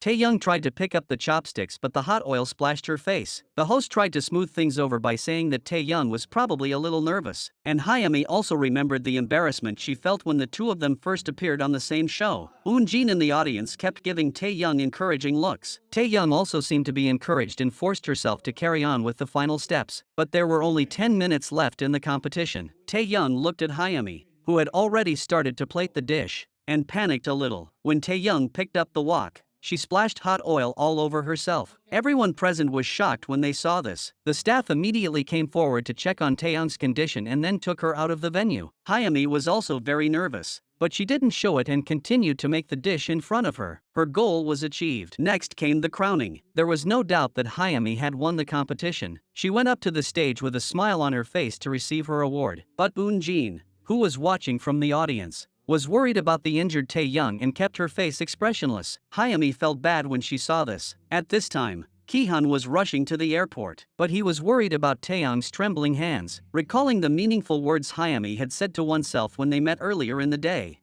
"Aren't you curious to see if Taeyoung can finish the race?" When Ki-han returned, the ambulance had already left. He asked Jae-hyuk, who had run out, what the situation was. Jae-hyuk also didn't know which hospital Taeyoung had been taken to. Ki-han immediately called his mother to ask about the situation. By the time he arrived, Taeyoung had just gone to bed. Seeing Taeyoung's injured appearance, Ki-han couldn't help but feel heartbroken. When Hyami and Eun-jin returned to the office together, Grandma Woo also hurried over anxiously, but instead of offering Hyami her congratulations first, Grandma Woo kept asking about Taeyoung's condition. Hyami returned to the cooking room disheartened and put down the bouquet and trophy. This hard-won trophy seemed so ironic at this moment. Ki-han told the awake Taeyoung that no scars would remain on her body. Taeyoung muttered that she wanted to go back and continue the competition. She blamed herself for messing up the competition after all. Ki-han stayed by Taeyoung's side to take care of her. Taeyoung wanted to call her father, but she didn't have the strength to do so and dropped her phone on the ground several times. When Ki-han went to the doctor's office to get the test results, he discovered that Taeyoung's paralysis was caused by an external infection. Although the bleeding would improve the situation, the most important thing was the patient's physical and mental health. Taeyoung lies in bed, imitating cutting vegetables on the kitchen counter and cooking, but she can't even control her own hands. So Ki-han brings a bucket of baseballs and throws them at Taeyoung. He hopes that Taeyoung can regain her confidence and pick up the balls, but Taeyoung breaks down and cries. Ki-han's actions are a kind of torture to her. Taeyoung just stares off into space for a long time, but she still goes over to the balls and tries to pick them up with her injured hand. After a long struggle, Taeyoung finally picked up all the balls on the floor. Ki-han was also very relieved to see Taeyoung like this. He bought a lot of things that would be good for Taeyoung's recovery. There were not only all kinds of interesting books, but also hands-on toys. But when Ki-han came to Taeyoung's room at night, he found that the hospital bed was empty. He was afraid that something had happened to Taeyoung and immediately drove out to look for her. Ki-han also called Jae-hyuk to ask him to help. At this time, Taeyoung had actually arrived in the kitchen. She didn't want to give up her dream of becoming a chef, but her hands simply wouldn't obey her. Even cutting vegetables was laborious. Taeyoung was disappointed and wanted to run away. Ki-han appeared in front of her. Ki-han pushed Taeyoung back to the cooking table. He put the knife in Taeyoung's hands and forced her to continue. Taeyoung wanted to run away, but Ki-han grabbed her hand from behind and worked together. Taeyoung couldn't help but burst into tears. What if she never gets used to holding the knife properly? Ki-han silently hugged her from behind to comfort her. Seeing Taeyoung in pain also hurt him deeply, but this scene was witnessed by Jae-hyuk, who had just arrived. After Ki-han sent Taeyoung back to the ward, Jae-hyuk also followed him to the hospital. He didn't understand why Ki-han would be in this place. Jae-hyuk looked at Ki-han with a disdainful expression and angrily swung a fist at him. After leaving, Jae-hyuk also became suspicious of Ki-han's identity. He began to find someone to investigate Ki-han's background and accidentally discovered that Ki-han's resume was all fake. Jae-hyuk felt that there was something wrong no matter what he thought, so he arranged for someone to continue investigating. Jin-suk, who was worried, came to take care of Taeyoung. She also proposed that Taeyoung be her own daughter. Just then, Jin-suk mentioned Eun-jin and wanted to know if Taeyoung had contacted Eun-jin during this period of time. Taeyoung, however, inadvertently told Jin-suk an important piece of news. In fact, I provided the secret recipe for the golden sauce that Eun-jin made. Eun-jin planned to make a nutritious porridge at home and deliver it to Taeyoung herself. When Hyami asked her mother who she was going to give it to, Eun-jin refused to say anything. That night,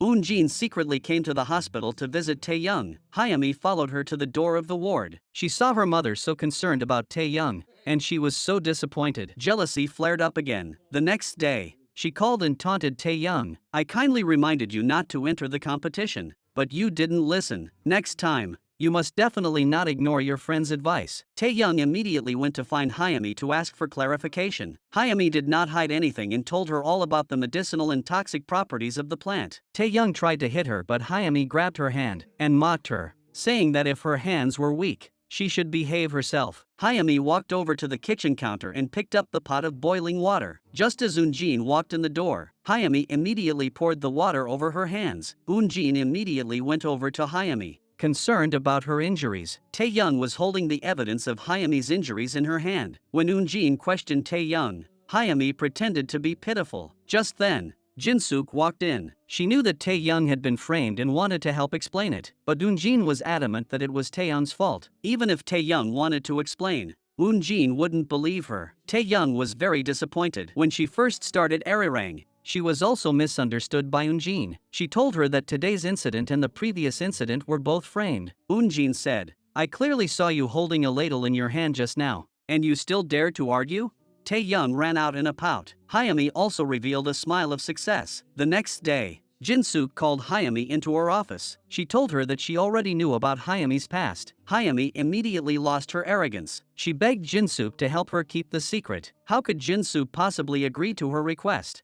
The two ended up arguing and parting on bad terms. After Hyami returned home, Jin-suk called her. Jin-suk decided to cooperate with Hyami. However, she had one request, that Hyami provide her with the recipe for Arirang beef broth. This was because not only did Hyami and Eun-jin know the secret recipe, but Tae-young also knew it. The two planned to frame Tae-young and completely destroy her relationship with Eun-jin. Hyami also hoped that Jin-suk could help her solve her worries. That was Tae-young's adoptive father. At this time, Tae-young's adoptive father came to the hospital and happened to run into Dr. Hee. The two of them went to a coffee shop and chatted for a while. Dr. Hee also mentioned his child's situation again. The adoptive father also felt very self-blame and didn't know whether to tell the truth about Tae-young's background. Then he learned from Dr. Hee that Tae-young was hospitalized in this hospital. He hurried to the ward to see Tae-young, but as soon as he came out of the door, Jin-suk's assistant came to pick him up. Jin-suk said she wanted to thank Tae-young's foster father for raising her daughter to become a world-class chef. Jin-suk handed him a stack of envelopes full of thick bills. There was only one condition, that he sever all ties with Tae-young. When he got home, the foster father was torn between the money and his conscience. This was a real test of his humanity. But then he thought, they want to make Tae-young into a world-class top chef. That doesn't sound so bad. He also remembered what Dr. He had said about missing his daughter. He decided to do one last good deed. So the adoptive father went to the hospital to find Dr. He, but learned that the other party was actually in surgery. Jin-suk also came to the ward and told Tae-young,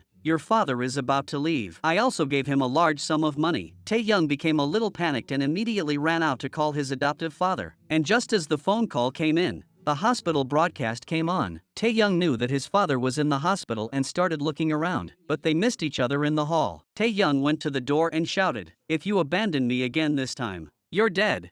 At that moment, Tae-young heard her foster father's voicemail. "Your biological father came to see you that time. I'm telling you the truth. The doctor who treated me last time is your biological father." Tae-young was unable to accept this truth, nor was she able to accept that her foster father would abandon her again. On the day she was discharged from the hospital, she went to the information desk to find Hyami's father and ask for clarification. She sat there looking at the pendant she had carried since she was little. But at this moment, Hyami was standing behind her. Hyami had seen the photo on the pendant in her hand and started to feel anxious. Dr. He walked towards them at this time. Tae-young accidentally dropped the pendant on the ground. Hyami quickly bent down to pick it up. Dr. He asked the two if they had come together. With Hyami there, Tae-young didn't dare to speak. She stammered that she wanted to ask about her adoptive father's condition. After Dr. He left, Tae-young asked Hyami to hand over the pendant. Hyami nervously clutched the object. Seeing Tae-young's sharp eyes, she had no choice but to return the pendant. After being discharged from the hospital, Tae-young returned to Jin-suk's side. Ki-hun, who had planned to go abroad, also temporarily stayed with Tae-young. That day, Eun-jin came to attend the farewell party organized by Jin-suk for the senior teacher. Jin-suk also said that she had prepared a new dish that she and her apprentice had specially researched. After Eun-jin tasted the food served, She was also a little stunned. Isn't this the taste of Ararang's secret sauce soup? After the meal, Eun-jin went to the cooking room to find Tae-young. She directly concluded that Tae-young had betrayed herself and given the secret recipe to Jin-suk. Jin-suk let you use such a good kitchen. You know how much she values you. Seeing Yunjin's departing back, Tae-young also pursued her in distress. She wanted to go up and explain, but was stopped by Ki-hun at the door. What we need to do now is not explain or ask what happened, because that's useless. The two sat down and analyzed the problem. You don't have to think. You know it's Hyami behind this. Now the two must figure out why Hyami is doing this. Tae-young pondered for a long time with the pendant in her hands. She fell asleep on the sofa. In her dream, she saw her family singing her birthday song when she was little, and the faces of her parents in the dream gradually became clearer and clearer. At this moment, Tae-young remembered everything. So that night, Tae-young asked Jae-hyuk out. She wanted to know if Hyami was an adopted child. After getting a negative answer, she found out that Hyami's birthday was exactly the same as the time she was abandoned. Tae-young handed the pendant to Jae-hyuk and asked, "Do you know the person in the photo?" Jae-hyuk told her that it was Hyami when she was little. Tae-young came to Ararang in a daze. When she saw Hyami cooing and holding her father's arm, Tae-young's heart trembled. Then she went to the kitchen and looked at Eun-jin in the distance. Tae-young couldn't help but burst into tears again. At this time, Jin-suk was drinking in the dining room and happily told her assistant that from now on, that child would help her realize her dreams. At that moment, she also revealed Tae-young's background. What Jin-suk didn't know was that Ki-hun was standing in the doorway at that moment. Ki-hun was driving and recalled the words his mother had said. At that moment, Secretary Lee called and asked him to hurry to the country. Ki-hun refused firmly. He didn't want his mother to hurt the ones he loved again. Ki-hun plans to stay by Tae-young's side and stand with her against her mother. Soon, Tae-young's adoptive father also calls Jae-hyuk. He wants to know about Tae-young and also reveals the identity of Tae-young's biological father. Jae-hyuk feels a little incredulous after hearing this. He also suddenly understands Tae-young's strange behavior just now. Jae-hyuk immediately asks Hyami out. He remembers that before, Hyami could always tell stories about her childhood. She could describe in great detail images that one could not even remember oneself. Jae-hyuk immediately asked Hyami about her true identity. Seeing that Hyami was silent, Jae-hyuk said that he had seen a photo of Tae-young as a child. That photo was of In-hyun as a child. He questioned Hyami about who she had been seeing for the past few decades. What was the story with all those memories in your head? Hyami kept on arguing that she was the missing In-hyun from back then. Jae-hyuk wanted to know what had happened to Hyami. After she calmed down, Hyami told him everything. Jae-hyuk couldn't believe it. How could a mother not recognize her own child? But Hyami told him that this was the best choice for her father. Jae-hyuk suggested that they wanted to return to the beginning. The true owner was right in front of them. How could they pretend not to know? At this time, Ki-hun also found Tae-young. He told her that her mother was Jin-suk, and the fact that Jin-suk wanted to use Tae-young against Eun-jin. Tae-young felt that Ki-hun was just a child who was arguing with his mother, and their conversation ended on an unhappy note. The next day Tae-young came to Ararang and heard the most familiar song from her childhood. It was the song that Jae-hyuk used to sing when he was a child. Tae-young's tears flowed immediately. The two looked at each other. After so many years they finally recognized each other. Then Eun-jin came walking towards them. Tae-young stammered and tried to tell her about her past, but Eun-jin gave her a cold shoulder and left. Tae-young tried to go after her but Jae-hyuk stopped her. That day Jin-suk went to the government leader to discuss the transformation of Ararang. Since Ararang has been making a loss, Jin-suk also suggested selling the government's shares and becoming privately held. The leader was worried that Grandma Wu would strongly oppose, but Jin-suk said that all changes would bring pain. Back at the office, Jin-suk asked Tae-young to join her in this endeavor. Tae-young looked at her and couldn't help but think about what Ki-hun had told her yesterday. Jin-suk was not being truthful with her, but was using her. Jin-suk kept bad-mouthing Ki-hun in Tae-young's ear. She also hoped that Tae-young would think about it and give her a reply. It didn't take long before Ki-hun got the project plan. Hyami, who had heard the news, also came to Jin-suk in a rage to demand an explanation. Jin-suk said that she did not intend to send Tae-young away. Instead, she was going to send her to Ararang. I am asking Tae-young to go to Ararang in my place and defeat Eun-jin. My goal is to make Eun-jin lose completely in front of me and disappear forever. Tae-young was standing in the doorway and heard everything the two of them said. She couldn't hold back and wanted to rush in and argue, but was stopped by Ki-hun. Tae-young now completely believed Ki-hun's words, and she couldn't figure out what kind of person Jin-suk really was. Ki-hun told her that in Jin-suk's heart, dreams would always come first, and that she could even abandon her own child for her own ambitions. At this time,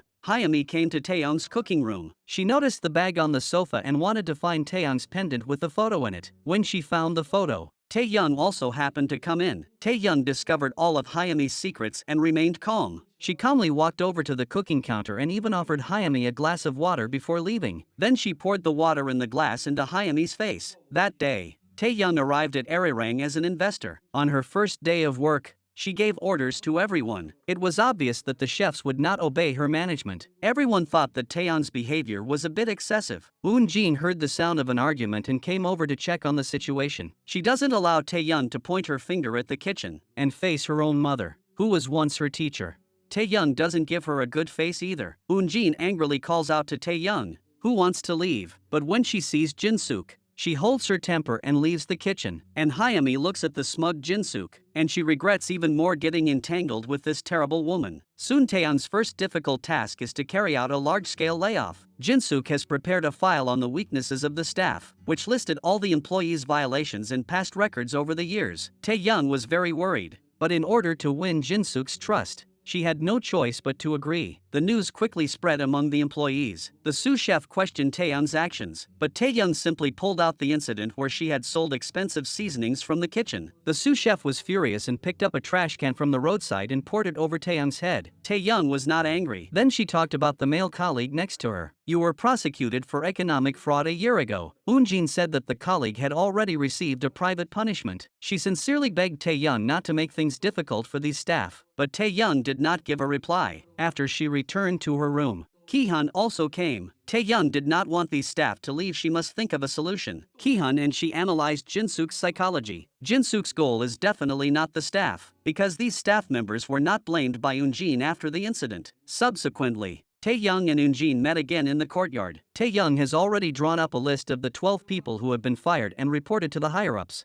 Jin, in a rage, slapped Taeyong directly. No one expected the usually docile Jin to hit someone. Jinsuk walked over to the group and questioned Yunjin's actions, but Jin told them with righteous words, "Do whatever you want." So Jinsuk proposed a solution. That was to have Taeyong and Jin compete against each other with food. Hayami asked Jin not to agree to this request. Jin asked Taeyong, "If I win, will you give in?" Without saying a word, she agreed. After all, as master and apprentice, our relationship is over. Taeyong hesitated for a long time before agreeing to the competition. Only by going through this competition could she completely win Jinsuk's trust. After returning to the office, Taeyong was very sad. She didn't expect that this competition after her return would be with her biological mother. Then she received a call from a reporter. It turned out that Jinsuk had already reported this news to the reporter. The reporter wanted to ask if this competition could be conducted in an open format. That day, Jae-hyuk received a long-lost phone call. The person on the other end of the phone was In-hyun's brother, In-woo, who had been sent abroad by his parents to hide Hayami's identity for many years. Recently formed a band with his friends and was invited to perform in Seoul, so he secretly returned home without telling his parents. While the two were chatting, In-woo also told Jae-hyuk that the word family had become very unfamiliar to him. Jae-hyuk now understood In-woo's pain after learning about Taeyong, so he told Taeyong about In-woo's return. Taeyong also recognized her familiar yet strange brother the moment she entered the dining room. With tears in her eyes, she walked towards her brother step by step. Little by little, the memories of her childhood came flooding back. However, In-woo appeared to be very flustered in the face of this strange woman. He did not know that Taeyong was his own younger sister. Jae-hyuk quickly came out to ease the awkward atmosphere, excusing himself by saying that Taeyong was his subordinate. Taeyong was unable to recognize her brother even though he was right in front of her. Taeyong's heart was filled with indescribable emotions. Because of the events of this period of time, Jin also fell ill directly and was at home. Upon learning the news, Taeyong brought the porridge she made herself to Yunjin's house to visit. Looking at this familiar yet strange home, Taeyong also remembered the images of being with her mother when she was a child. At that time, her mother would cook her favorite meals in the kitchen, and she would stand aside, beating time with her hands while imitating her mother's actions. Taeyong looked at the happy scene of the family and couldn't help but feel sad. More than 20 years have passed, and she can no longer live in this house as a mother and daughter. Jin, who heard a noise, was furious when she realized it was Taeyong at the door. She told Taeyong to get out of her house quickly. Taeyong couldn't hold back her tears. Soon after, In-woo called Hayami. When she learned that In-woo had already arrived in the country, Hayami panicked. She went to the kitchen to find her mother first and asked if her brother had contacted the family recently. After getting a negative answer, she ran into Jae-hyuk in the courtyard and told him that Inwoo had already returned. She was very scared that Inwoo would one day tell his mother the truth. Jae-hyuk also didn't expect Inwoo to call Hayami. When he arrived at the bar, Inwoo was lying on the sofa in agony. Jae-hyuk felt very sad thinking that Inwoo had been suffering alone for so many years. He angrily accused Inwoo of not telling him everything earlier. Inwoo said that at the time, his father firmly stated that the child he brought back would live as Inhyun in the future. Jae-hyuk then asked Inwoo what he would do if the real Inhyun were still alive. Inwoo didn't want to talk about anything else about his sister and turned his head and left. Jae-hyuk then revealed the news that Inhyun was still alive. Tae-young then received a call from Jae-hyuk, who told him everything Inwoo already knew. Tae-young hurried to the bar without a break, and Inwoo also asked about Tae-young's background. He had no way of believing everything Jae-hyuk had said. Tae-young also called out to Inwoo, "Brother," with tears in his eyes. Inwoo was so angry that he couldn't recognize his own younger sister when she was standing right in front of him. If everyone around knows about this and the parents still can't recognize their own child, then they're idiots. Inwoo returned home like this. He was also very surprised when he saw his son. He could feel what his son was about to do. Inwoo told his father the news. "This might be a good gift for you." He told his mother to listen clearly to what he was about to say. His father immediately pulled Inwoo to the door. Inwoo loudly questioned his father how long he was going to run away. Before he could finish, Jae-hyuk pulled him out. As the two of them struggled, they met Hayami coming the other way. Hayami's expression changed when she saw Inwoo. Inwoo couldn't help but sigh at Hayami's expression. It was as if his brother had come back from the dead to find her. Jae-hyuk comforted Hayami, saying not to worry, "I'll take care of everything." But this was only the beginning of Hayami's nightmare. That night, while her mother was cooking in the kitchen, Inwoo deliberately mentioned Hayami's peculiar tastes in front of the two of them. Inwoo also mentioned what happened between him and the real Inwoo when they were young. Hayami was at a loss as to whether she should say she remembered or not. After returning to her room, Hayami asked Inwoo how long he planned to keep this up. Inwoo's goal was simple: as long as Hayami could confess everything,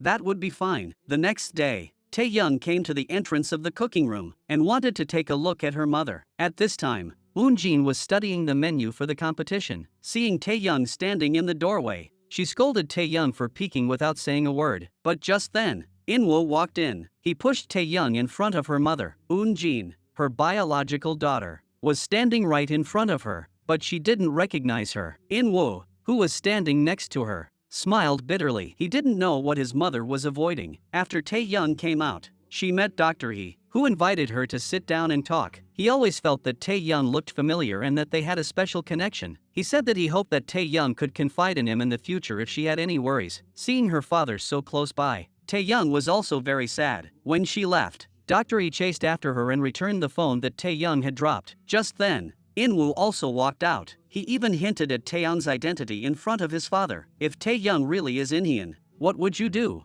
Dr. He returned home and found the note with the phone number left by Tae-young's foster father. He decided to send someone to find Tae-young's foster father and find out what happened. That day, Jin-suk found Tae-young. Her match with Eun-jin had been scheduled for this Friday. Jin-suk said she had already made all the arrangements. "You will definitely win this match." Tae-young returns to the office and discusses the situation with Jae-hyuk and Ki-hun. Ki-hun knows that this is a test from Jin-suk and that they must not report it to the judges. They suggest that Tae-young should find a way to lose the competition. Tae-young also asks Jae-hyuk what Yeonjin's favorite food is. When she learns that it is noodles, Tae-young is full of confidence. She immediately has a way to lose. Soon, Tae-young and Eun-jin were immersed in the intense process of preparing for the competition. Tae-young remembered the food that Eun-jin had made earlier. With her extraordinary sense of smell, she began to analyze the recipe for that food. Then Tae-young began to make the dish. After several attempts, she beamed with a big smile. Just then, Hayami walked in. Tae-young could sense Hayami's unease and anxiety. She teased Hayami for always hovering around oneself, like a clown. After Hayami left, Tae-young continued working non-stop. Halfway through, she went to the warehouse to get the herbs, but as soon as she entered the door, it automatically locked. When Tae-young was about to leave,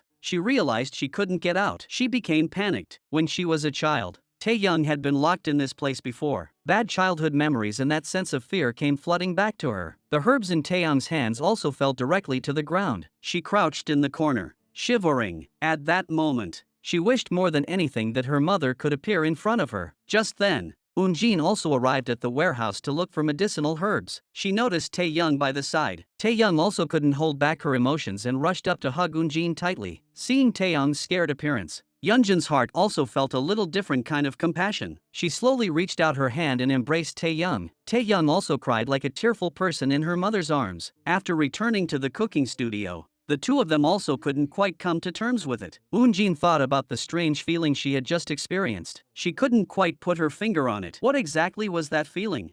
Soon it was the day of the competition between Eun-jin and Tae-young. The former master and apprentice were competing on the same stage. The competition was broadcast live. The two of them began to calmly prepare the dishes, but to everyone's surprise, their steps were exactly the same. Tae-young and Eun-jin used the same ingredients and put them in the pot to boil. At this time, Dr. He also found Taeyeon's adoptive father. He thought about how his adoptive father had previously firmly denied Taeyeon's identity and also seemed very uneasy. But this time he got an unexpected answer. After recovering, the two of them went to a bench on the street. Dr. He felt very self-blame when he learned that Tae-young already knew her own identity but did not come to recognize her. It's all because I was unable to find my daughter sooner. I should have confirmed it even once. Dr. He asked his adoptive father about Tae-young's childhood, and he was also very grateful to his adoptive father for being able to save his daughter. After confirming everything, Dr. He rushed to the competition venue to stop the competition, but he was still a step too late. Watching the two mother and daughter competing on the stage, his heart also ached very much. He walked forward step by step, lost in thought. Hyami also noticed her father at this time. She signaled to her father with her eyes not to act rashly, but Dr. He hesitated again and again,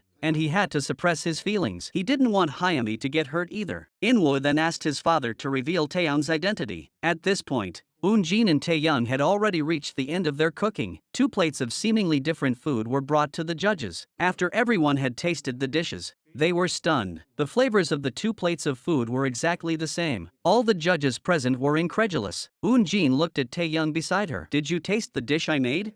Tae-young calmly denied it. "This is what I made myself." Hyami, afraid that the two women's mother-daughter identity would be exposed, stood up and accused Tae-young of plagiarism. Facing everyone's questioning, Tae-young denied again. Grandma Woo asked the staff to serve Taeyeon's food to Eun-jin for a taste. After taking a bite, Eun-jin also found it extremely ridiculous. Tae-young had obviously seen her make this kind of food. Everyone present was in an uproar. Jin-suk argued and stood up, questioning how the taste could be plagiarized. But the judges already had an answer in their hearts. They all judged that Tae-young had plagiarized Yeonjin's creation. Tae-young thus lost the competition. But how would everyone know that this was Taeyeon's deliberate plan to lose the competition?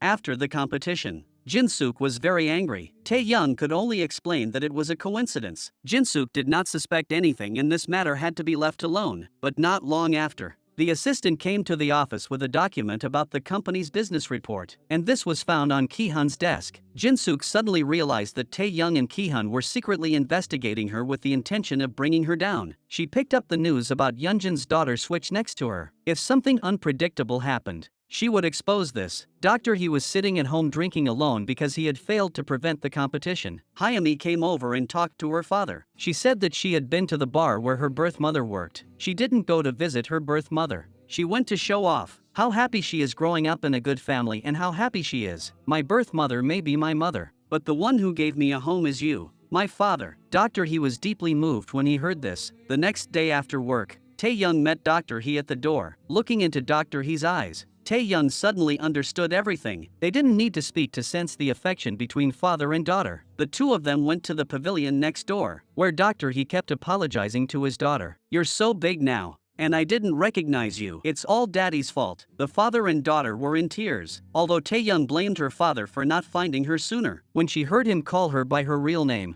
Tae-young had no regrets. After regaining her composure, Tae-young asked her father not to tell her mother the truth just yet. She was afraid that her mother would be hurt. Not to mention that Hyami was still by her parents' sides. Tae-young says that she will tell everyone the truth when Jin-suk gives up Arirang. After returning home, Dr. He thinks for a long time. In-woo, however, is very impatient. He doesn't think that avoiding the problem will solve anything. The father and son argue. In-woo immediately tells his father, "If you can't do it, I'll do it for you." In-woo then finds Tae-young and invites her to dinner with him that night. However, Hayami witnesses the brother and sister's deep affection for each other. Hayami was very flustered. She didn't know if the two had already recognized each other. It was soon evening. Inwo told his parents and siblings that he had also invited an acquaintance. Hayami's face changed at this, but before she could say anything, the waiter led Tae-young in. Tae-young also didn't know that this was such an occasion. Everyone's faces looked a little awkward. Woon-jin immediately told Tae-young to hurry and leave. After all,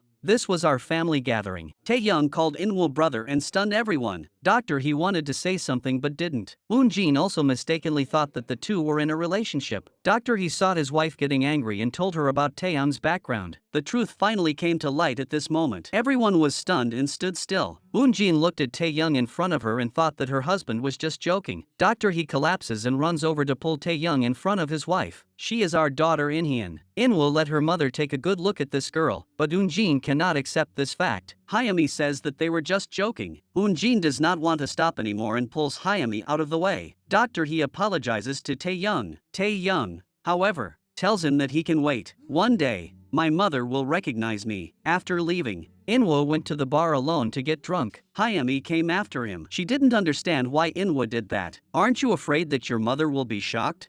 At this moment, Inwo told Hayami all the grievances in his heart. It's all because of you that I was driven out of the country by my parents. It's also because of you that my younger sister, who is so close, is unable to return to the side of her parents. Hayami clenched her fists. Inwo's words made her feel fear. Jae-hyuk was also very distressed when he saw this. He rushed up to Inwo and punched him. Hayami told Jae-hyuk that every year on her birthday, she would make a wish. She hoped that her mother's memories would never return. She was also extremely jealous of Tae-young, who could get everyone's love without any effort. Seeing Hayami's stubbornness, Jae-hyuk also felt that this could not continue. The next day, Jae-hyuk asked his grandmother out. He decided to first tell his grandmother Taeyoung's true identity. Tae-young had already been called to the office by Jin-suk. Jin-suk knew about the two of them and decided to strike hard. She took off the news report about Yeonjin's child exchange. Tae-young froze the moment she saw it. She didn't know that Jin-suk also knew about this matter. Tae-young asked Jin-suk if she had taken the report to the reporter. Jin-suk said that she was in no hurry, and then she hinted that Tae-young should not do anything behind Ki-hun's back. But clever Tae-young immediately understood what she meant. If she didn't listen,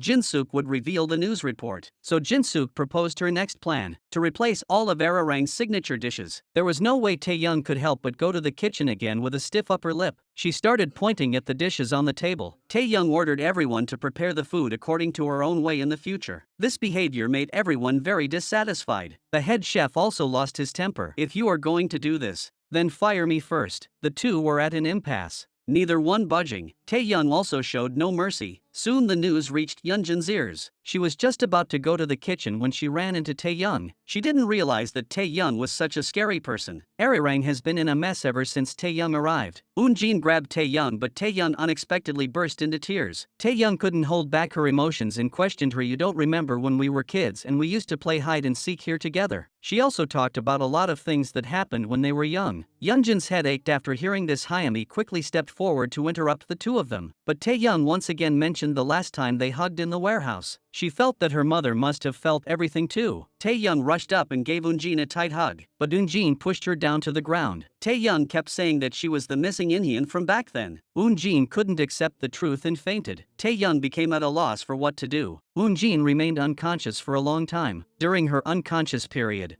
Hayami appeared on a cooking show. Hayami not only introduced her fake identity in front of the camera, she also talked about the story of Inhyun when she was a child with her mother. The father and son sitting in front of the TV also looked at the hypocritical woman inside with a full face of sorrow. Inwoo felt incredible when he saw Hayami say such things. Soon, Woon-jin also woke up from her coma. She went to the cooking room alone to relieve her mood, but the bits and pieces of her time with Tae-young kept popping up in her mind. The more Woon-jin thought about it, the more painful her heart felt. Just as she was about to take the pot lid, she accidentally dropped it on the ground. She remembered the time she misunderstood Tae-young. She had never believed in Tae-young and had been hurting this poor girl all along. At this moment, Yeonjin's heart ached so much that she collapsed on the table. At that moment, a shadow of Tae-young appeared in the distance. Yeonjin's tears flowed unchecked. She finally remembered everything. Back in her room, Woon-jin looked at the family photo on the table and the two photos of Inhyun. She suddenly felt heartbroken. How could there be a mother like her who couldn't recognize her own child?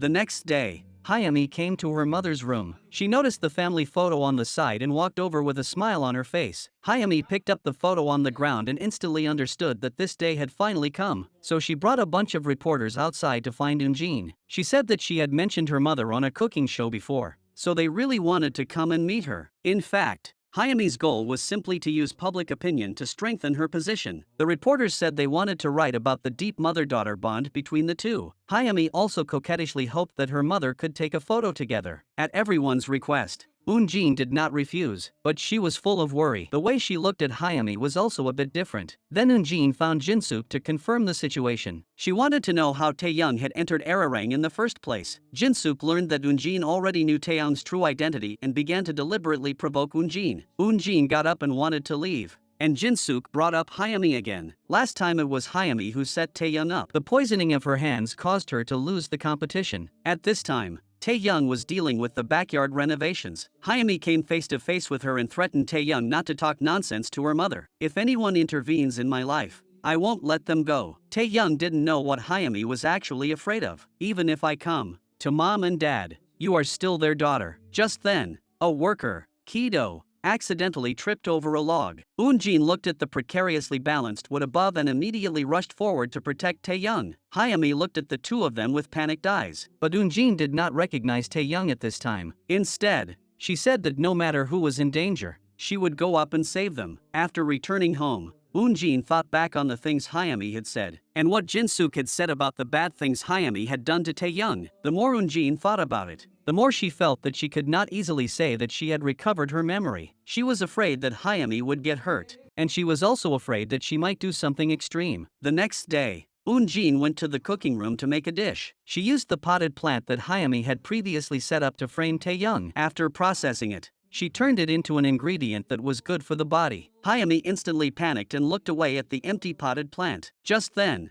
a colleague came in with a news report. The content of the news was that Jinsook had exposed Taeyoung's background. Eunjin was about to go out to deal with the reporters. Hayami stopped her and tried to explain about the medicinal herbs, but Eunjin didn't blame her. Instead, she patted her head tenderly. When Eunjin came out from inside, the reporters also asked her about abandoning her child 20 years ago. Eunjin looked at Taeyoung in the distance and told the truth. At this time, Dr. He slowly knelt in front of his adopted daughter. Now that his biological daughter has been found, he no longer wants to deceive himself. Hayami broke down and asked, "Why did you bring me back in the first place?"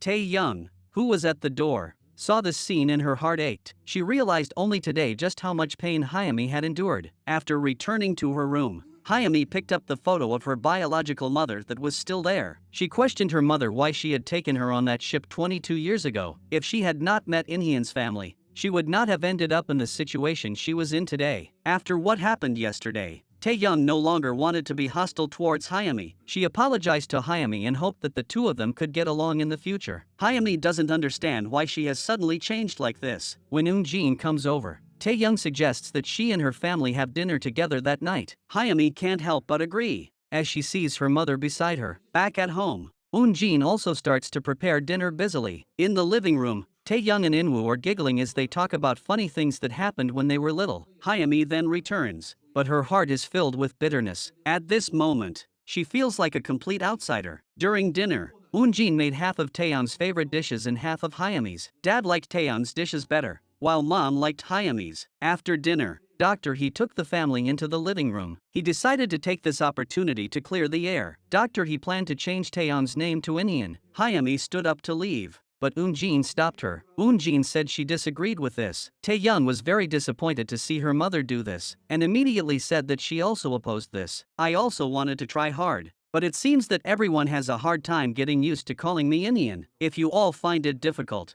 I will also quit Arirang." Hayami pulled her mother, who wanted to leave, and looked at Eunjin with pleading eyes. But this time, Eunjin did not soften her heart again. She broke down and rushed out to find her biological daughter. Eunjin slowly walked towards Taeyoung and said that she was receiving punishment. "Every night, I have a dream that you fell into the sea, but when I see myself, I feel for that child, because she is also my daughter." Taeyoung pretended to be strong and said that she understood, but she could never help but feel jealous. Eunjin embraced Taeyoung in tears, apologizing non-stop. The deep mother-daughter bond between the two was witnessed by Hayami, who had just come out. The next day, Eun-jin found a hanbok in Hyami's bed, and then received a call from Jin-suk. At this time, Hyami was lying in Jin-suk's bed. After leaving last night, Hyami went to the bar where her biological mother worked. She put on heavy makeup in an attempt to find her old self. Jin-suk's assistant saw her drunk and took her back. When Hyami woke up, Eun-jin, who had received the news, also arrived. Eun-jin wanted to take her home, but she repeatedly refused. Hyami kept saying self-deprecating things. She just returned everything that belonged to her owner. Eun-jin was heartbroken. In the end, she could only return home alone. Heartbroken, for the time being, Hyami stayed at Jin-suk's house. But Jin-suk had a hard time these days. One day, Secretary Lee brought a surprise to Jin-suk. The document was about the scandal that Jin-suk abandoned her disabled son for a competition 22 years ago. Secretary Lee told Jin-suk that it was Dae Ki-hun who asked him to do so. Later, Jin-suk learned that the company had lost the bid to someone else, and that the other party had even hired Owen for publicity. She immediately thought of a way to frame Owen. At this time, Ki-hun was already planning to reveal Owen's true identity. He was actually very worried that Tae-young would be disappointed in him if she learned the truth. But this was the only way for him now. Only by using Owen's identity could he completely destroy his mother. In order to plan this matter, Ki-hun had not contacted Tae-young for a long time. That day, Tae-young went to the park where the two of them often went. She found some super cute dolls on a chair. Then Ki-hun appeared behind her and gave her a deep kiss. After returning home, Tae-young felt a little different. She gradually discovered that she had feelings for Ki-hun. The next day, Tae-young was invited by Secretary Lee to Owen's press conference. As Ki-hun walked onto the stage,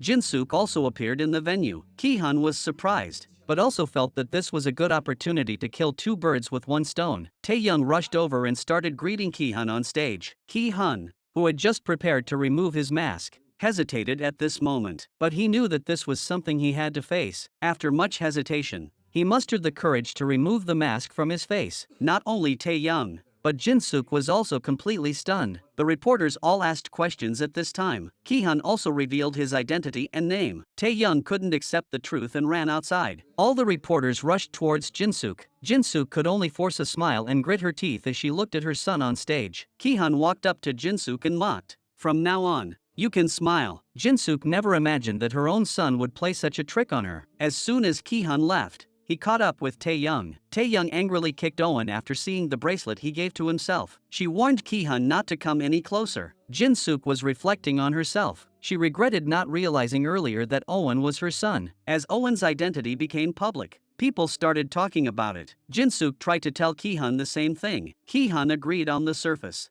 But how could he stand with Jin-suk? At this time, Jae-hyuk received a long-lost phone call, and the person on the other end turned out to be Taeyeon's foster father. Learning that his foster father had returned to Seoul and opened a loach soup restaurant, Jae-hyuk immediately took Tae-young there without stopping. The foster father was very surprised to see Tae-young. At that time, a group of customers also entered the restaurant. Tae-young skillfully served them. He also made the long-lost loach soup in the restaurant as he did when he was a child. Jae-hyuk was very pleased to see such a vibrant Tae-young. He hadn't seen Tae-young so happy for a long time. When his foster father returned, Tae-young made him write an undertaking that all income would be deposited into his own account at the end of each month. This was to ensure that he would not spend money recklessly. At this time, his foster father also mentioned saving Tae-young when he was a child. There was a woman who kept pulling Tae-young on the railing. While he rushed to her, the woman was already washed away by the water, leaving only the child behind. Tae-young and Jae-hyuk were both very surprised. They didn't expect there to be such a person. At this time, Ki-hun received a call from Hyami. When he arrived at the bar, Hyami was drunk again. Ki-hun had to call Jae-hyuk to bring Hyami home. Jae-hyuk and Tae-young soon arrived together. Tae-young was very angry at Hyami's self-destructive behavior. "How much more care do you need before you stop being so childish?" Hyami immediately poured a glass of wine in Tae-young's face. Just then, the two men walked in. Jae-hyuk immediately pulled Hyami out. Hyami asked Jae-hyuk if she felt strange. She even said proudly that she was famous for dancing. This is how she really is. Jae-hyuk accused Hyami of deceiving everyone who loved her, and wondered why she felt aggrieved. Meanwhile, Yeonjin's family was also discussing a solution. Eun-jin suggested that it would be better to cancel the name change. "Tae-young is my daughter. This is a fact that will never change. However, Doctor, he said that what was important was not the name, but Hyami's acceptance of Tae-young as family. If Hyami could not let go of her selfishness and accept Tae-young, then I would also not accept Hyami." Eun-jin watched her husband's departing back and her heart ached. The next day, Hayami received a call from Grandma Wu. Since the wives of ambassadors from various countries would be attending the banquet the next night, Grandma Wu asked Hayami to come back tomorrow and be in charge of the dinner together with Taeyong. However, Hayami said that she didn't want to be a foil for Taeyong, since she was going to lose anyway. Grandma Wu said angrily, "If you don't come back, it will be considered that you have voluntarily withdrawn from the competition for the heir." The day of the banquet soon arrived. Eunjin anxiously waited for Hayami at the door, but when she returned to the hall, she learned that Madame Cook had gone to Jinsook's place to eat. At this time, Jinsook had also prepared a full table of dishes. She introduced to everyone that the chef who made this table of dishes was specially invited by her. Then a familiar figure walked from the door. This chef was none other than Hayami. She introduced herself to the ladies in fluent English. After the meal, Hayami stood in front of the table for a long time. Jinsook came to celebrate with 2 drinks. She hoped that Hayami could win Taeyong with her abilities, but just as the two of them raised their glasses, Grandma Wu walked in through the door. Hayami's face changed dramatically. She wanted to go up and explain, but was scolded harshly by Grandma Wu. But that wasn't the end. Taeyong and Eunjin came rushing in behind them. None of them could understand why Hayami was in this place. Eunjin angrily dragged Hayami outside, but Hayami emphasized that her name was not Hoenian. Jinsook suggested that Hayami would participate in the air battle as her person. Watching this scene,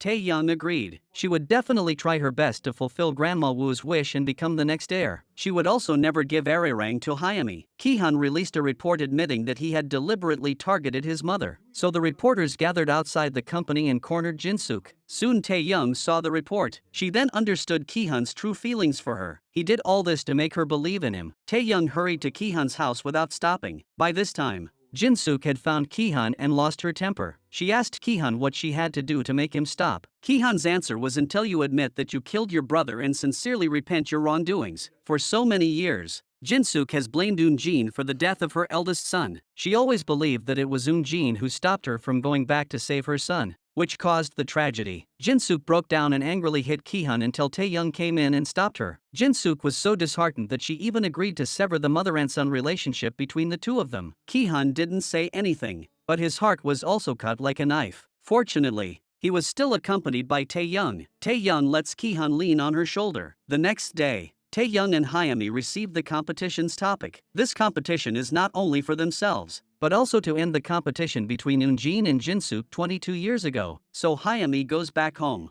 packs her things, and finally says goodbye to her parents. Dr. He. Now she is not participating as Yeonjin's daughter, but as Jinsook's disciple. Hayami thanked her parents for raising her and said that she wanted to go out there and face the real competition and trials. Facing Hayami's persistence, Eunjin did not try to stop her. Subsequently, Eunjin went to the cooking room to find Taeyong. Taeyong asked if Eunjin would prefer Hayami to be the successor. Eunjin did not deny it. After all, Hayami grew up in Arirang for 10 years, and you really cannot surpass her. Jinsook was also training Hayami. They must do their best and use all their skills to fight for their lives. After a whole day, their dishes finally started to take shape. Jinsook and Hayami each made different dishes. The two of them were a bit disdainful of each other's food. Hayami questioned Jinsook's focus on superficial skills. Jinsook, however, was worried that Taeyong's absolute lack of taste would become Hayami's biggest opponent. But after tasting Hayami's dish, she was a bit stunned. Hayami's cooking skills are actually not inferior to Taeyong's at all. But after tasting a bite of Jinsook's dish,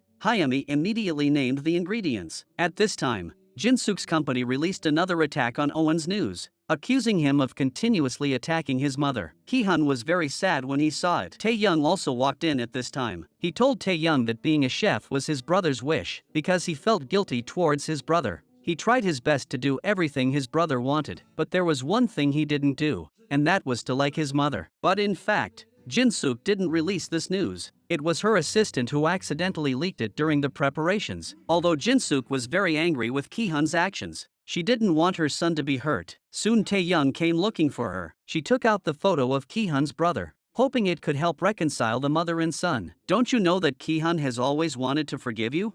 But these words angered Jinsook. She couldn't accept this truth. That night, Jinsook got drunk alone. She called Kihan and told him about his brother when he was little. At that time, Sehun was locked up because he liked cars. Whenever he saw a car, he ran over to it. He had been in several accidents because of this. That was why she locked him up. But Kihan said that his brother didn't like cars, but the sound of them. He thought that if he chased after the sound of the car, his mother would be there. But Jinsuk cannot face the fact that she has killed her son. Only if Unjin bears the consequences can she live with a clear conscience. Jinsuk breaks down and cries. Hayami stands by and witnesses the whole process. Seeing Jinsuk so distraught, Hayami seems to see a reflection of herself. Heartbroken, Hayami picks up her biological mother's photo and murmurs, "It was you who made me like this." The day of the competition arrived quickly. The four of them were full of hostility as soon as they met. None of them wanted to lose today's competition. The host announced that the main ingredient for this competition was still carp. 22 years ago, Jinsuk was at a loss for what to do. She remembered that 22 years ago, she had used carp to frame Unjin in the competition. When the ingredients were served, Jinsuk was so nervous that she didn't dare open it. She finally placed the carp on the cutting board, but she was too afraid to look at it. She accidentally dropped the carp on the floor, causing a scene. Jinsuk noticed Kihan in the distance at this time, and her heart became even more chaotic. Unjin came over and told her to muster her strength. Jinsuk then recovered slightly. The two quickly helped their apprentices dispose of the carp in their hands. This time, Taeyoung and Hayami no longer had any distracting thoughts in their hearts. The two also put all their efforts into the dishes in front of them. With everyone watching, Hayami and Taeyoung began to clean the fish fillets in front of them with all their concentration. Jaehyuk looked at Taeyoung on stage and couldn't help but remember how nervous she had looked when she first went on stage. Now Taeyoung was able to stand on stage as a candidate for successor, and he felt extremely emotional. And Hayami, who had found her name again, finally let go of that fear. She had no distractions and was no longer afraid of winning or losing as she once was. Meanwhile, Unjin came to the backyard and stopped Jinsuk, who wanted to leave. She hoped that Jinsuk would return to her seat and watch the end. If you hadn't done that 22 years ago, who knows who would have won? Jinsuk said hypocritically, "I never considered you a competitor." When Unjin returned to the arena, Taeyoung and Hayami were already finishing up on stage. Both of their dishes had very distinctive styles. After they finished cooking, the staff took the dishes to the judges. Everyone was very nervous. After tasting, Grandma Wu asked them to talk about their thoughts on the dishes. Taeyoung said that although she had only been at Arirang for a short time, she had observed many different aspects of Arirang. Grandma Wu beamed with satisfaction. Hayami followed suit and introduced her dish. She had packed all the precious ingredients into the fish. Grandma Wu said that your dish is full of color, fragrance and taste. But can anyone really afford such an expensive dish? Hayami told everyone that she wanted to express the preciousness of Korean food and hoped to promote the prosperity of Korean food for the next 100 years. Taeyoung looked at Hayami at this moment, and she also deeply felt Hayami's affection for Arirang. Then the judges announced the end of the competition. The result of the competition would be announced after the judges had discussed it. Taeyoung and Hayami went outside to wait. Unjin finally came out as well. Unjin asked the two of them, "Are you both okay with whoever of you becoming the successor?" The two nodded. Then she praised Taeyoung for always being in control of the food. Hayami felt a little let down when she heard this, but Unjin said, "You are the successor of Arirang." Hayami could not hold back her tears. She never thought she would actually win Taeyoung. Taeyoung was not discouraged and instead sincerely wished Hayami well. Unjin embraced Hayami, hoping that at this moment she could let out all her resentment and greed. After leaving, Taeyoung went to the rooftop alone. Kihan also came to her side. She told Kihan that she had long since guessed the outcome of the competition. After all, Hayami had been working hard for this day for 22 years, and she actually preferred cooking carefree to being an heiress. Kihan teased her, saying that she could learn from a master again. The next day, Grandma Wu called Taeyoung into her office. She asked Taeyoung what her plans were for the future and if she wanted to stay here. Taeyoung said that it was really nice to learn cooking with everyone here, but it seems that oneself would be happier living on an island. The two of them smiled at each other. Grandma Wu also respected Taeyoung's choice. At this time, Jae-hyuk was preparing to embark on a journey to work abroad, but before he left, he told In-woo an important piece of news. The person who saved Taeyoung that day was Hayami's biological mother. It was all a destined encounter between the two families. In fact, Dr. He already knew about all this 22 years ago. That's why he brought Hayami back and raised her until now. So he took Unjin to Hayami's birth mother's grave. All these years, Dr. He has been secretly coming to pay his respects alone. Unjin knelt in front of the grave and said Hayami has grown up to be very cute and kind. Meanwhile, Jin-suk was sitting in her room, staring at the photo of her eldest son. She took out a box from the drawer. Inside were Sehun's childhood belongings and a torn photo of herself holding Kihan. She put the photo back together. Ever since then, She had been trying to hide Si-hoon's existence. Jin-suk recalled what Ki-hun had said about his brother and finally felt remorseful. But it was too late, because time cannot be turned back. Jin-suk stopped attacking Owen and admitted all her mistakes. Ki-hun was amazed. He had finally waited for this day. When Jin-suk woke up from bed, the nanny told her that Ki-hun was here. She even dressed up and put on a brave face to hide her happiness. When Ki-hun asked if she had any important activities, she panicked and explained that she was going to a sponsorship meeting in a while. Before long, the nanny handed Jin-suk a bowl of porridge. This was the same porridge that Ki-hun had made for his mother. And this was the first time that Jin-suk had tasted her son's cooking. Meanwhile, Ki-hun arrives at the grove where his brother is. He tells his brother that he will never hate his mother again. Then he hangs a family photo on a tree. Ki-hun has finally found the long-lost family love. Now he is ready to pursue love. He takes Tae-young to an upscale restaurant. He is soon recognized by the restaurant patrons as celebrity chef Owen. Tae-young is very scared when a woman approaches Ki-hun. She panicked and said that she had no appetite. She got up and tried to leave, but Ki-hun directly said that he would cook a delicious meal for her right here. He went to the cooking counter and negotiated with the chef. Then, in front of everyone, he started cooking for the woman he loved. Tae-young was very moved as she watched the handsome man on the counter. After Ki-hun's meal, a perfect lobster feast was presented to Tae-young. He said that this was the only dish in the world and that he would never cook it again. The customers present all started to boo. They had never seen a marriage proposal made with food before. But this romantic marriage proposal did not get the response it deserved. Tae-young stood up and just said coldly, "I'm leaving first." She walked alone down the street in a daze. It was during the day. Secretary Lee had found her before, because Secretary Lee had helped Ki-hun arrange a lot of important activities abroad.